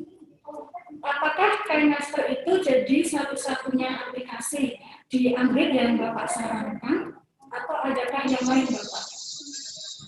Kemudian yang nomor 2, untuk aplikasi yang bisa untuk memfikskan suara, itu nanti apakah sudah include di teknologinya KineMaster, atau ada syarat untuk aplikasi edit suara yang lain lagi Bapak? Demikian, terima kasih. Baik Bu, untuk aplikasi ya, jadi aplikasi itu memang dasar. Artinya begini, kalau kita mau membuat sebuah konten memang tentunya akan banyak sekali aplikasi yang kita temukan, baik itu menggunakan handphone ataupun juga menggunakan PC atau laptop ya. Kalau kita menggunakan yang saya sampaikan tadi menggunakan KineMaster, ini sebenarnya hanya salah satu saja. Artinya memang tidak ada ketentuan pokok ataupun ketentuan wajib yang nanti adik-adik mungkin sudah punya aplikasi yang lain boleh digunakan ya. Jadi ini hanya salah satu aplikasi yang yang saya anggap cukup lengkap, tapi juga cukup mudah. Bisa diterapkan dengan menggunakan sebuah smartphone. Tapi ini tidak mengikat, artinya boleh menggunakan mungkin sudah terbiasa dengan Power Director misalnya, itu boleh. Kemudian juga yang punya laptop atau PC mungkin sudah punya aplikasi yang lain yang sudah biasa digunakan dan lebih familiar, itu tentunya akan lebih baik. Nah, jadi ini hanya salah satu alternatif saja yang mungkin bisa saya sampaikan, dan kebetulan dari beberapa aplikasi yang saya coba di smartphone saya atau saya coba digunakan itu KineMaster ini saya nilai layak dicobalah untuk membuat sebuah konten video. Kemudian yang kedua tadi kaitannya dengan recording suara ya Bu ya. Kalau untuk suara memang kalau tadi saya sampaikan ada perlu dibantu dengan mikrofon ya. Mikrofon itu sebenarnya bisa menggunakan headset sih yang seperti yang saya gunakan ini sebenarnya. Kalau di beberapa kamera HP biasanya sudah support pada saat pengambilan. Cuman untuk recording saya tadi kurang bisa menangkap, suaranya kurang begitu jelas. Apakah maksudnya pada saat suara yang dari lapangan ke dalam video atau untuk suara yang dimasukkan dalam editornya begitu Bu? Bisa dua-duanya Bapak ya, karena kalau setahu saya sendiri pada saat mengalami recording suara di lapangan itu kan pasti kecampur suara dari luar ya. Nah itu kan untuk di Android, apakah ada aplikasi yang bisa membersihkan suara atau ngedit suara di aplikasi yang untuk Android, bukan yang di PC, karena kebanyakan siswa mungkin punyanya Android ya Bapak ya, bukan PC. Ya, kalau di lapangan memang kalau hanya menggunakan perangkat handphone ya atau smartphone yang dimiliki, memang noise suara pasti akan terjadi. Jadi kadang-kadang di tempat yang ramai ya, misalnya di destinasi yang apa. Tapi kalau pada saat ini kayaknya sih nggak terlalu ramai menurut saya ya. Artinya kalau pengambilan di pengambilan apa suara di lokasi, misalnya di museum ataupun juga di candi atau di alam, tentunya untuk menghindari noise ya mau tidak mau kita harus mencari tempat yang memang tidak terlalu padat dengan pengunjung yang lain misalnya. Ini salah satu triknya saja. Tapi kalau secara alat itu sebenarnya kan memang ada mikrofon-mikrofon tertentu yang memang diciptakan memang untuk itu. Jadi untuk mengurangi noise itu biasanya dengan mikrofon eksternal begitu. Kalau yang kita punya kan dengan berbagai merek ya, tapi harganya memang ada yang murah, ada juga yang mahal. Dengan mikrofon itu bisa menambah dengan apa di mikrofon yang di ini Bu ditambah dengan pelindung ininya, pelindung di luarnya. Jadi seperti dibuat covernya di mic-nya itu juga mengurangi noise baik suara maupun juga mungkin kalau di dalam terbuka kan kadang-kadang angin ya, anginnya masuk terlalu kencang sehingga suaranya itu menjadi berisik. Itu biasanya dengan mengurangi apa noise itu mic-nya itu biasanya ada semacam covernya lagi. Jadi kalau paling mudah memang covernya itu berupa kalau mau dibuat sendiri dari headset yang dimiliki kadang-kadang dibalut dengan kain ya, kain kemudian atau ditutup dengan cover dari semacam busa tipis itu. Itu cukup mengurangi noise yang ada di apa di dalam suaranya nantinya. Kemudian kalau recording yang lain kalau dalam masuk ke dalam editing tentunya nanti ini salah satu kelebihan yang saya suka atau mungkin saya temukan di KineMaster ya. Jadi nanti di sana kita bisa mengatur dua sisi, misalnya volume mana yang mau dibesar kecilkan itu ada fiturnya. Jadi di sana nanti misalnya ada dua video yang digabung misalnya ya. Satu videonya video lokasi, kemudian ada suara atau narasi yang mau dimasukkan dalam video itu, tapi terpisah pengambilannya. Jadi suara itu tidak pada saat pengambilan video, tapi ditambahkan pada saat editing saja. Itu bisa juga dengan aplikasi ini. Nanti kita bisa mengatur ini audio di video itu dikecilkan, tapi audio dari tambahan itu yang diperkuat. Itu bisa ada settingannya di dalam aplikasi itu sendiri. Kira-kira begitu Bu mungkin. Ya, baik Bapak, ini cukup menarik sekali ya sebenarnya bicara tentang teknik seperti ini. Tapi ya bagaimanapun waktunya terbatas ya Bapak ya, karena banyak yang mungkin didiskusikan melalui virtual meeting ini ya. Tapi setidaknya anak-anak bisa mendapat pencerahan yang lumayan banyak hari ini, mulai dari konsep virtual tour, kemudian tahapan pembuatan virtual tour yang sudah Bapak jelaskan dari persiapan naskah, kemudian produksi, termasuk persiapan kostum, post editing, dan seterusnya. Pak Pri juga men-share alasan kenapa KineMaster yang paling direkomendasikan, karena ternyata Pak Pri sudah menemukan KineMaster ini memiliki beberapa kelebihan untuk HP Android dibanding aplikasi yang lain. Bapak Pri, terima kasih sekali atas waktunya.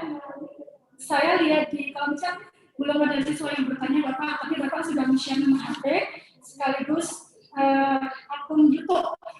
Jadi bagi anak-anak yang tertarik untuk menyaksikan sendiri bagaimana mahirnya Pak Pri membuat video-video tentang pemanduan wisata, anak-anak bisa cek langsung ya ke channel YouTube-nya Pak Pri tadi yang berjudul Sobat Bapak. Baiklah Bapak Pri, terima kasih sekali lagi atas waktunya dan materinya. Insya Allah nanti 2 minggu lagi ya Pak ya kita bertemu untuk sesi Zoom yang lain.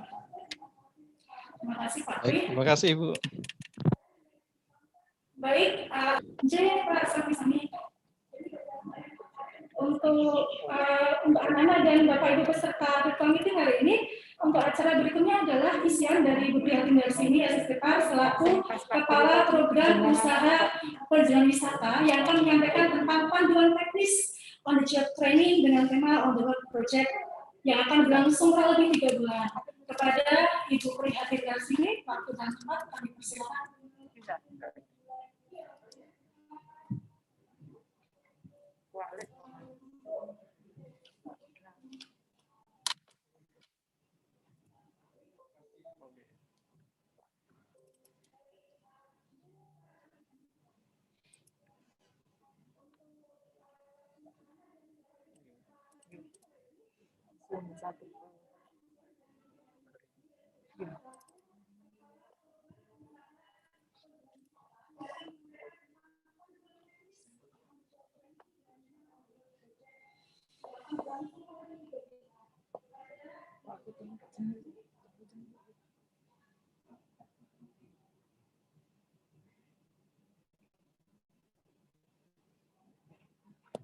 Terima kasih. Selamat pagi semuanya, anak-anak yang hebat. Baik, kita akan segera mulai untuk materi yang terakhir ya, yaitu panduan teknis. Sebelumnya saya ucapkan terima kasih yang sebesar-besarnya kepada Bapak Tri Siswanto yang telah memberikan arahan dan materi tentang pemanduan atau pembuatan video pemanduan wisata kepada anak-anak kami. Terima kasih sekali Bapak untuk ilmu yang sudah diberikan kepada anak-anak kami dan juga kepada kami selaku pembimbing dari siswa-siswa UPW yang akan melaksanakan OJT yang berbeda dibandingkan dengan tahun kemarin. Terima kasih juga kami ucapkan kepada Ibu Endang Ratna Palupi selaku WKS 4 SMK Negeri Surakarta yang telah memberikan pencerahan kepada anak-anak kami tentang pelaksanaan UJT pada tahun ini, di mana pelaksanaan UJT pada tahun ini berbeda dengan pelaksanaan UJT pada tahun-tahun sebelumnya, mengingat kondisi di lapangan saat ini, di mana anak-anak tidak bisa langsung praktek di dunia industri sesuai dengan kompetensi keahlian kalian. Sehingga untuk tahun ini, terutama siswa kelas 11 UPW, baik UPW 1, 2, 3, pelaksanaan on the job training yang tidak bisa dilaksanakan secara langsung di dunia industri, kita rubah. Ya. Tadi ada 3 pilihan. Nah, kita mengambil pilihan yang pertama, yaitu dengan work project.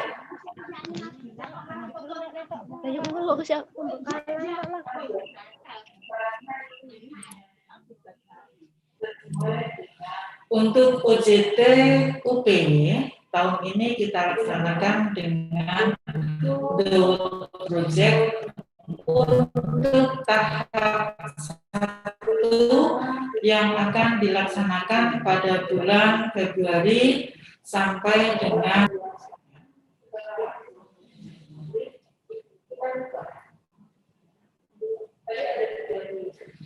tadi sudah disampaikan oleh Bapak Tri Siswanto bahwa untuk tahap 1 ini mulai dari Februari sampai dengan April 2021 ada satu tugas proyek yang nanti anak-anak harus selesaikan, yaitu pembuatan video pemanduan wisata.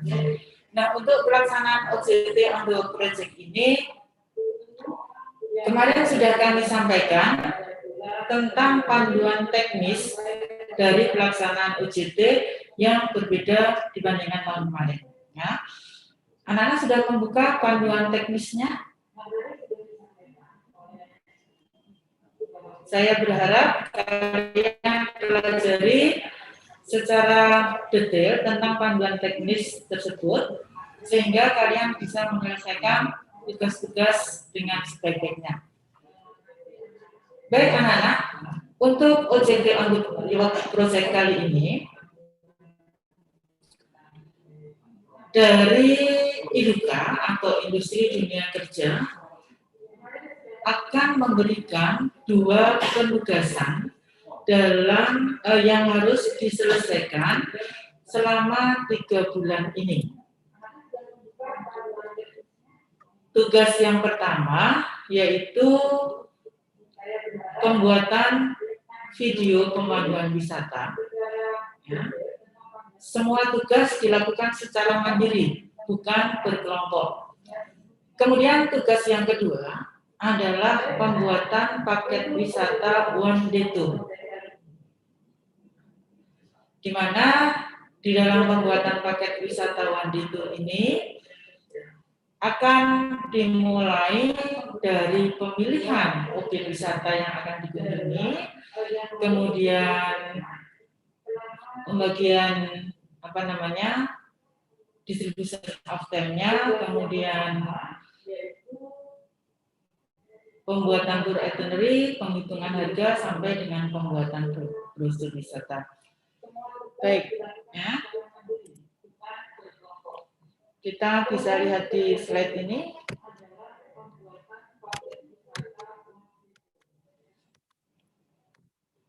Nah, on the job training on the work project sifatnya adalah wajib diikuti oleh seluruh siswa kelas 11 IPB karena memang untuk siswa SMK berbeda dengan siswa SMA, di mana siswa SMA tidak ada yang namanya dengan PKL atau OJT.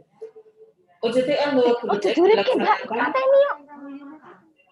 mengingat kondisi pandemi yang saat ini masih ada di sekitar kita. Kemudian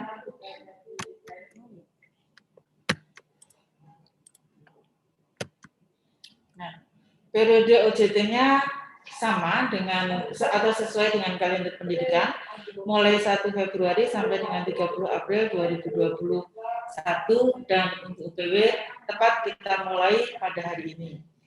OJT merupakan bagian dari KPM yang terdapat di SMK dan merupakan kegiatan wajib yang harus diselesaikan oleh siswa SMK untuk semua program keahlian.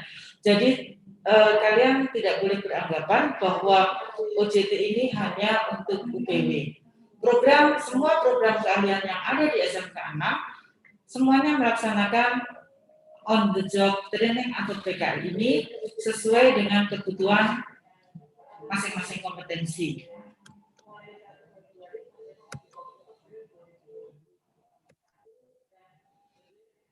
Untuk pelaksanaan on the job training ini nanti akan ada pembimbing eksternal dan pembimbing internal. Untuk pembimbing eksternal yang pertama ada Bapak Bri Seswanto dari Job Holiday, beliau sekaligus Ketua Asita di PC Solo Raya yang tadi sudah memberikan materi tentang pembuatan virtual tour. Ya. Kemudian pembimbing eksternal kedua adalah Ibu Vitara Aryani, Sarjana Hukum. Beliau adalah owner dari Mandira Travel yang merupakan penggiat pariwisata Solo dan merupakan tour planner profesional. Kalian akan bertemu dengan Ibu Vitara pada pertemuan Zoom berikutnya yang nanti akan kita jadwalkan. Sementara untuk pembimbing internalnya adalah semua guru pengampu produktif yang ada di kompetensi keahlian UPW, termasuk guru bahasa Jepang Ibu Alfayana Ariyanti dan guru IPA terapan Ibu Emma Puspitasari. Jadi semua guru produktif baik C1, C2, C3 semuanya akan menjadi guru pembimbing bagi kalian semua. Ya. Nah, kalian bisa lihat di panduan teknis pada lampiran 2.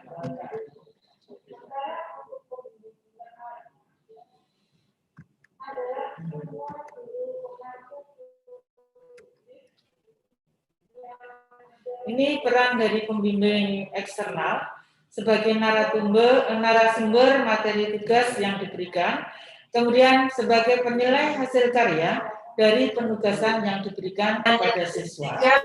Dan yang ketiga, memberikan pengakuan kemampuan atau kompetensi siswa peserta UJT melalui sertifikat UJT bagi siswa yang memenuhi persyaratan. Indikator keberhasilan persyaratan nanti bisa kalian pelajari di dalam panduan teknis. Ya. Kemudian untuk pembimbing internal, ya, kalian bisa lihat di lampiran 2 pada panduan teknis bahwa semua siswa kelas 11 IPW 1, 2, 3 sudah dikelompokkan dengan guru pembimbing masing-masing. Nah, untuk mempermudahkan di dalam komunikasi dengan pembimbing internal, maka silahkan Bapak Ibu guru pembimbing bisa membuat grup WA bersama dengan siswa bimbingannya, ya, untuk mempermudahkan komunikasi dan koordinasi dalam rangka penyelesaian tugas-tugas proyek yang harus dikerjakan oleh siswa. Kemudian melalui grup WA itu komunikasikan kepada pembimbing apabila terdapat kendala di dalam penyelesaian tugas agar bisa diberikan solusi dan tidak menumpuk-numpuk untuk kendala-kendala yang dihadapi di lapangan. Nah, ini yang kami harapkan adanya grup WA antara guru pembimbing dengan siswa yang dibimbing.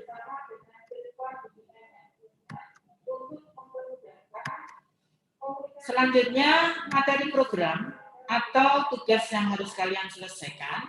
Yang pertama adalah pembuatan video pemanduan wisata secara virtual. Di sini kalian bisa berperan sebagai local guide atau tour guide pada sebuah kota. Nanti tinggal bagaimana kalian memilih materi yang akan kalian sampaikan di dalam video sesuai dengan arahan dari Bapak Trisiswanto tadi. Kemudian yang ketiga, yang kedua adalah tugas atau proyek penyusunan paket wisata One Day Tour. Ini nanti akan disampaikan setelah materi pembuatan video pemanduan wisata secara virtual selesai. Jadi kita selesaikan dulu tugas proyek yang pertama, baru kemudian nanti kita sampaikan materi untuk penyusunan tugas proyek berikutnya, yaitu penyusunan paket wisata One Day Tour. Nah, untuk pembuatan video pemanduan wisata, silakan kalian pelajari pada lampiran 4 dalam panduan teknis OJT tentang petunjuk khusus pembuatan video pemanduan yang revisi atau ralat dari teknis petunjuk khusus ini sudah kami sampaikan di dalam grup, ya. Kemudian aplikasi yang digunakan bisa dipilih yang dianggap paling mudah, misalnya KineMaster, Viva Video atau yang lainnya. Ya. Tapi tadi disarankan oleh Bapak Trisiswanto untuk menggunakan KineMaster. Tetapi apapun yang kalian pilih, silakan pilih yang bisa mempermudah penyelesaian tugas proyek kalian. Ya. Kemudian durasi minimal hasil akhir dari video adalah 7 menit dan siap untuk diunggah melalui laman YouTube. Di sini kenapa kita unggah di laman YouTube? Karena ini juga akan kita pergunakan untuk menyampaikan atau sebagai video promosi dari objek wisata yang sudah kalian pilih.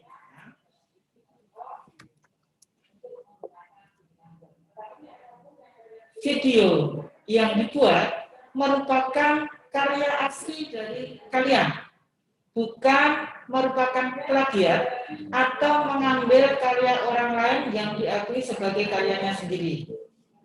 Nah, di sini bagaimana tentang pengambilan foto dari sumber lain?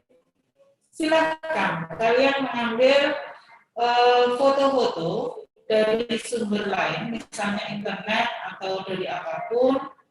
Tetapi ketika kalian mengambil gambar atau foto-foto dari sumber lain itu, silahkan. Nah, ini untuk menghindari permasalahan di belakangnya apabila gambar tersebut ditemukan oleh pemiliknya. Ya. Ini jadi nanti kalau kalian tidak mengambil foto secara langsung, tetapi mengambil foto dari sumber lain, silahkan dituliskan sumber foto tersebut dari mana. Ini sangat penting untuk sebuah hasil karya yang akan kita bagikan secara luas kepada masyarakat.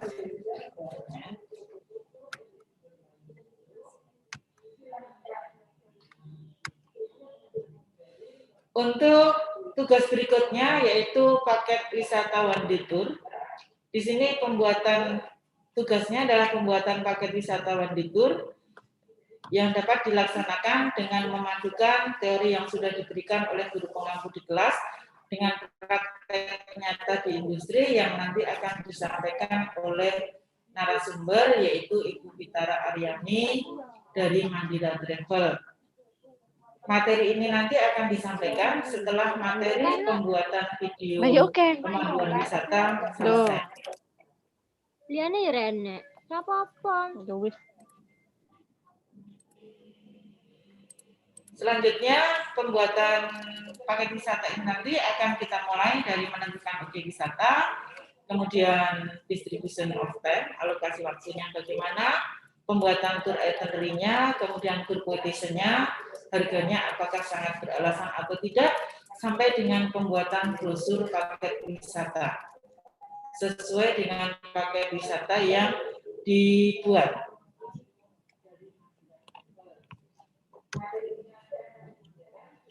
Nah, kriteria penilaian hasil silakan kalian lihat dan pelajari pada lampiran 5 dan 6 tentang kriteria penilaian.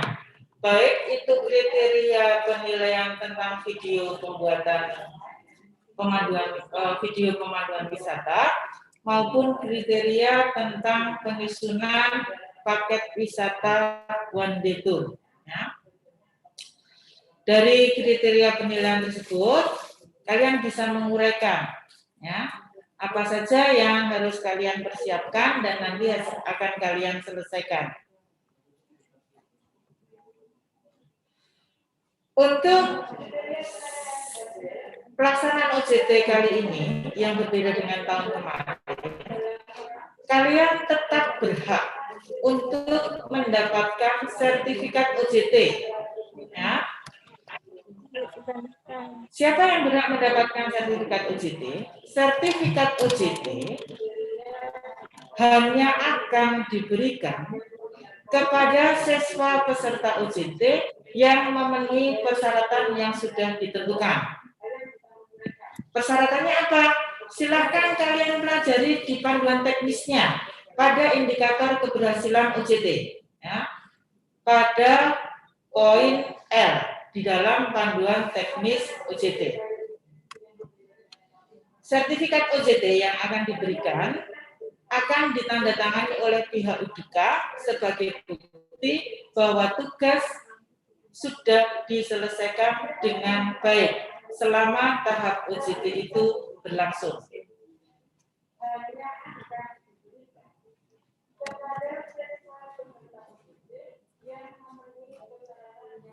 Nah, ini indikator keberhasilan OJT yang ada di dalam panduan teknis.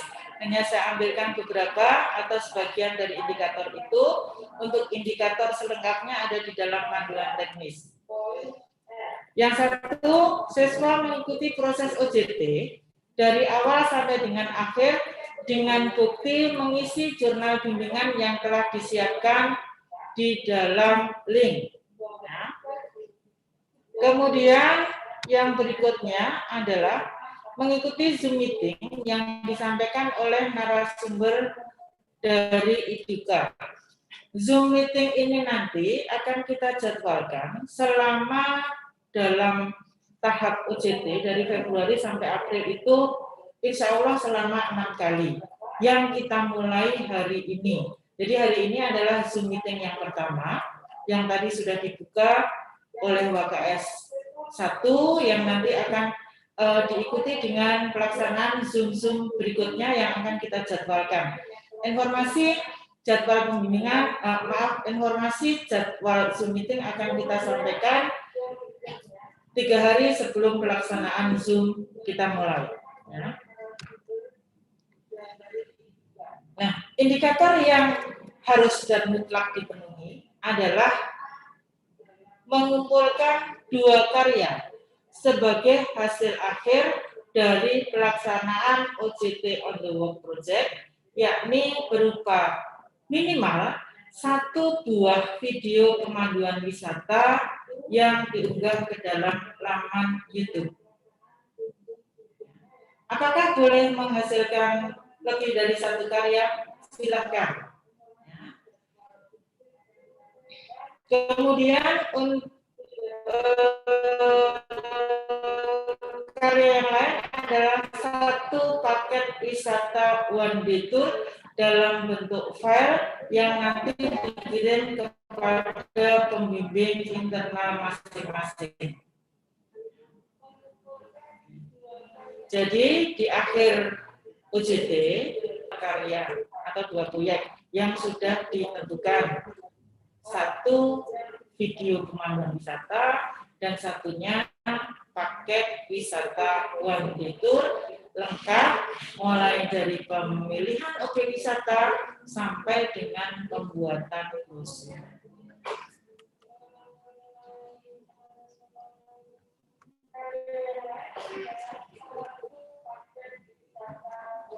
Ketentuan lain selama pelaksanaan OJT adalah selama pelaksanaan OJT diharapkan semua pihak mampu bekerja sama sebagai satu tim sesuai dengan peran masing-masing. Ya, ini saya harapkan semuanya bisa berperan aktif di dalam pelaksanaan OJT sehingga kendala-kendala yang ada di dalam pelaksanaan OJT bisa segera kita atasi, memberikan hasil terbaik dan bisa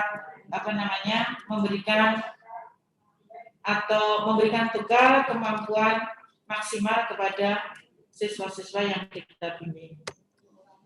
Berikutnya, selama pelaksanaan OJT, tetap diadakan kegiatan KBM khusus untuk mata pelajaran wajib A dan B sesuai jadwal yang sudah ditentukan. Untuk informasi jadwal ini nanti akan disampaikan melalui WKS 1. Ya. Untuk hari ini kita free untuk KBM-nya. Ya. Untuk free untuk KBM-nya. Mata pelajaran wajib A dan wajib B itu apa? Yang mulai dari pendidikan agama, kemudian PKN, bahasa Indonesia, bahasa Inggris, matematika, pokoknya di luar mata pelajaran produktif atau mata pelajaran UPW. Ya. Mata pelajaran untuk kompetensi keahlian UPW itu hanya ada 5. Di kelas 11 hanya ada 5 untuk mata pelajaran produktif UPW, yaitu pemesanan dan perhitungan tarif penerbangan dengan guru pengampunya Bu Purwani. Yang kedua adalah perencanaan dan operasional perjalanan wisata, guru pengampunya ada Bu Gunik dan Bapak Stefanus. Kemudian ada pemanduan wisata, guru pengampunya adalah Ibu Siti Aminah. Kemudian pengelolaan MAIS diampu oleh Ibu Alvintini, dan yang terakhir adalah produk kreatif dan kewirausahaan yang diampu oleh Bapak Stefanus dan Bapak Wahyono. Ya. Nah, demikian anak-anak penyiapan panduan teknis yang saya berikan. Selamat melaksanakan OJT, selamat menghasilkan karya yang luar biasa yang bisa dinikmati oleh masyarakat luas melalui channel YouTube. Ya. SMK bisa, SMK hebat. Kalian UPW luar biasa. Ya. Demikian untuk panduan teknis yang bisa saya sampaikan. Untuk anak-anak, apabila ada pertanyaan bisa disampaikan melalui chatting room yang ada di Zoom meeting. Tidak ada pertanyaan ya? Baik, kalau tidak ada pertanyaan, waktu saya kembalikan kepada Us. Ya. Terima kasih atas perhatiannya. Selamat siang.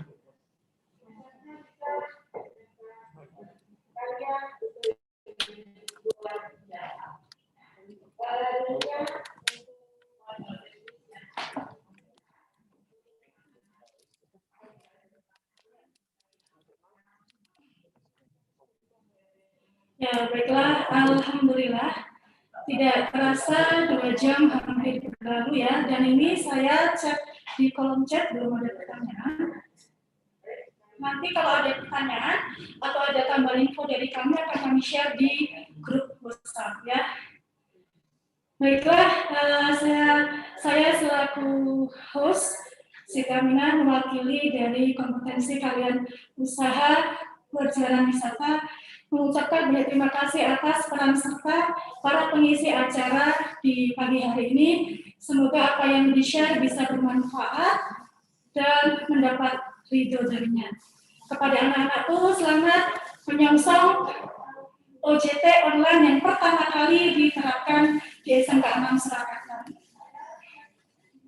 Saya selaku host meminta maaf apabila ada salah kata atau ada yang kurang berkenan dari penyampaian kami. Kami ucapkan terima kasih. Jangan lupa jaga kesehatan ya, jaga diri biar tetap sehat dan bisa mengikuti kegiatan berikutnya. Patuhi protokol pencegahan COVID.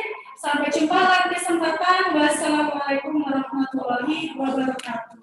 Waalaikumsalam warahmatullahi wabarakatuh.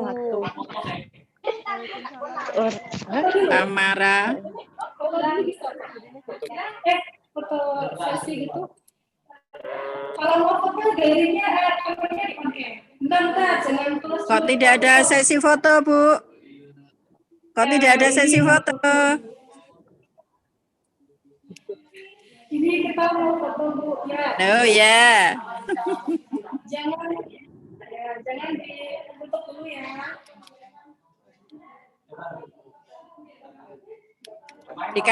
Dikasih aba-aba, Bu. Oh ya. 1, 2, 3. Ya, slide berikutnya 1, 2, 3. Pokoknya siap saja loh ya, kan nggak tahu dapatnya di mana. 1, 2, 3. Lagi. 1, 2. Tidak ada sesi foto, Bu. Udah tadi. 1, 2. Oke. Yang lainnya pada off kamera ya, saya nggak bisa ke foto. Sudah ya, Pak? Ya, foto akan kami share di grup 11 PW nanti ya. Terima kasih sekali lagi atas kehadirannya ya, Bapak, Ibu, dan anak-anak kami sayang semuanya. Sampai jumpa di kesempatan yang akan datang. Thank you. Kami close ya, Bapak, Ibu, dan anak-anak. Meeting yang lainnya masih bisa cepat. Yang lainnya masih bisa maju kalau meeting.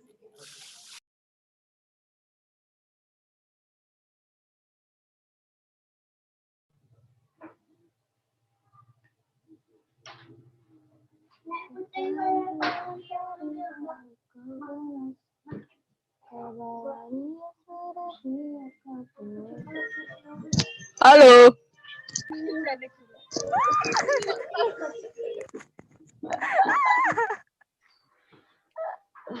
Kacang guys, kacang belum kacang lah. Rekomendasi.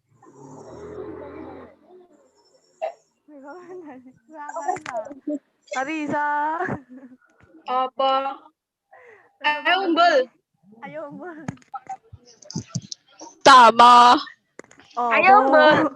Ayo umbul. Ayo nyusul Aura karo Fafa karo Putri. Fafa nih di Aura. Aura nendi Aura. Aura kene. Ayo.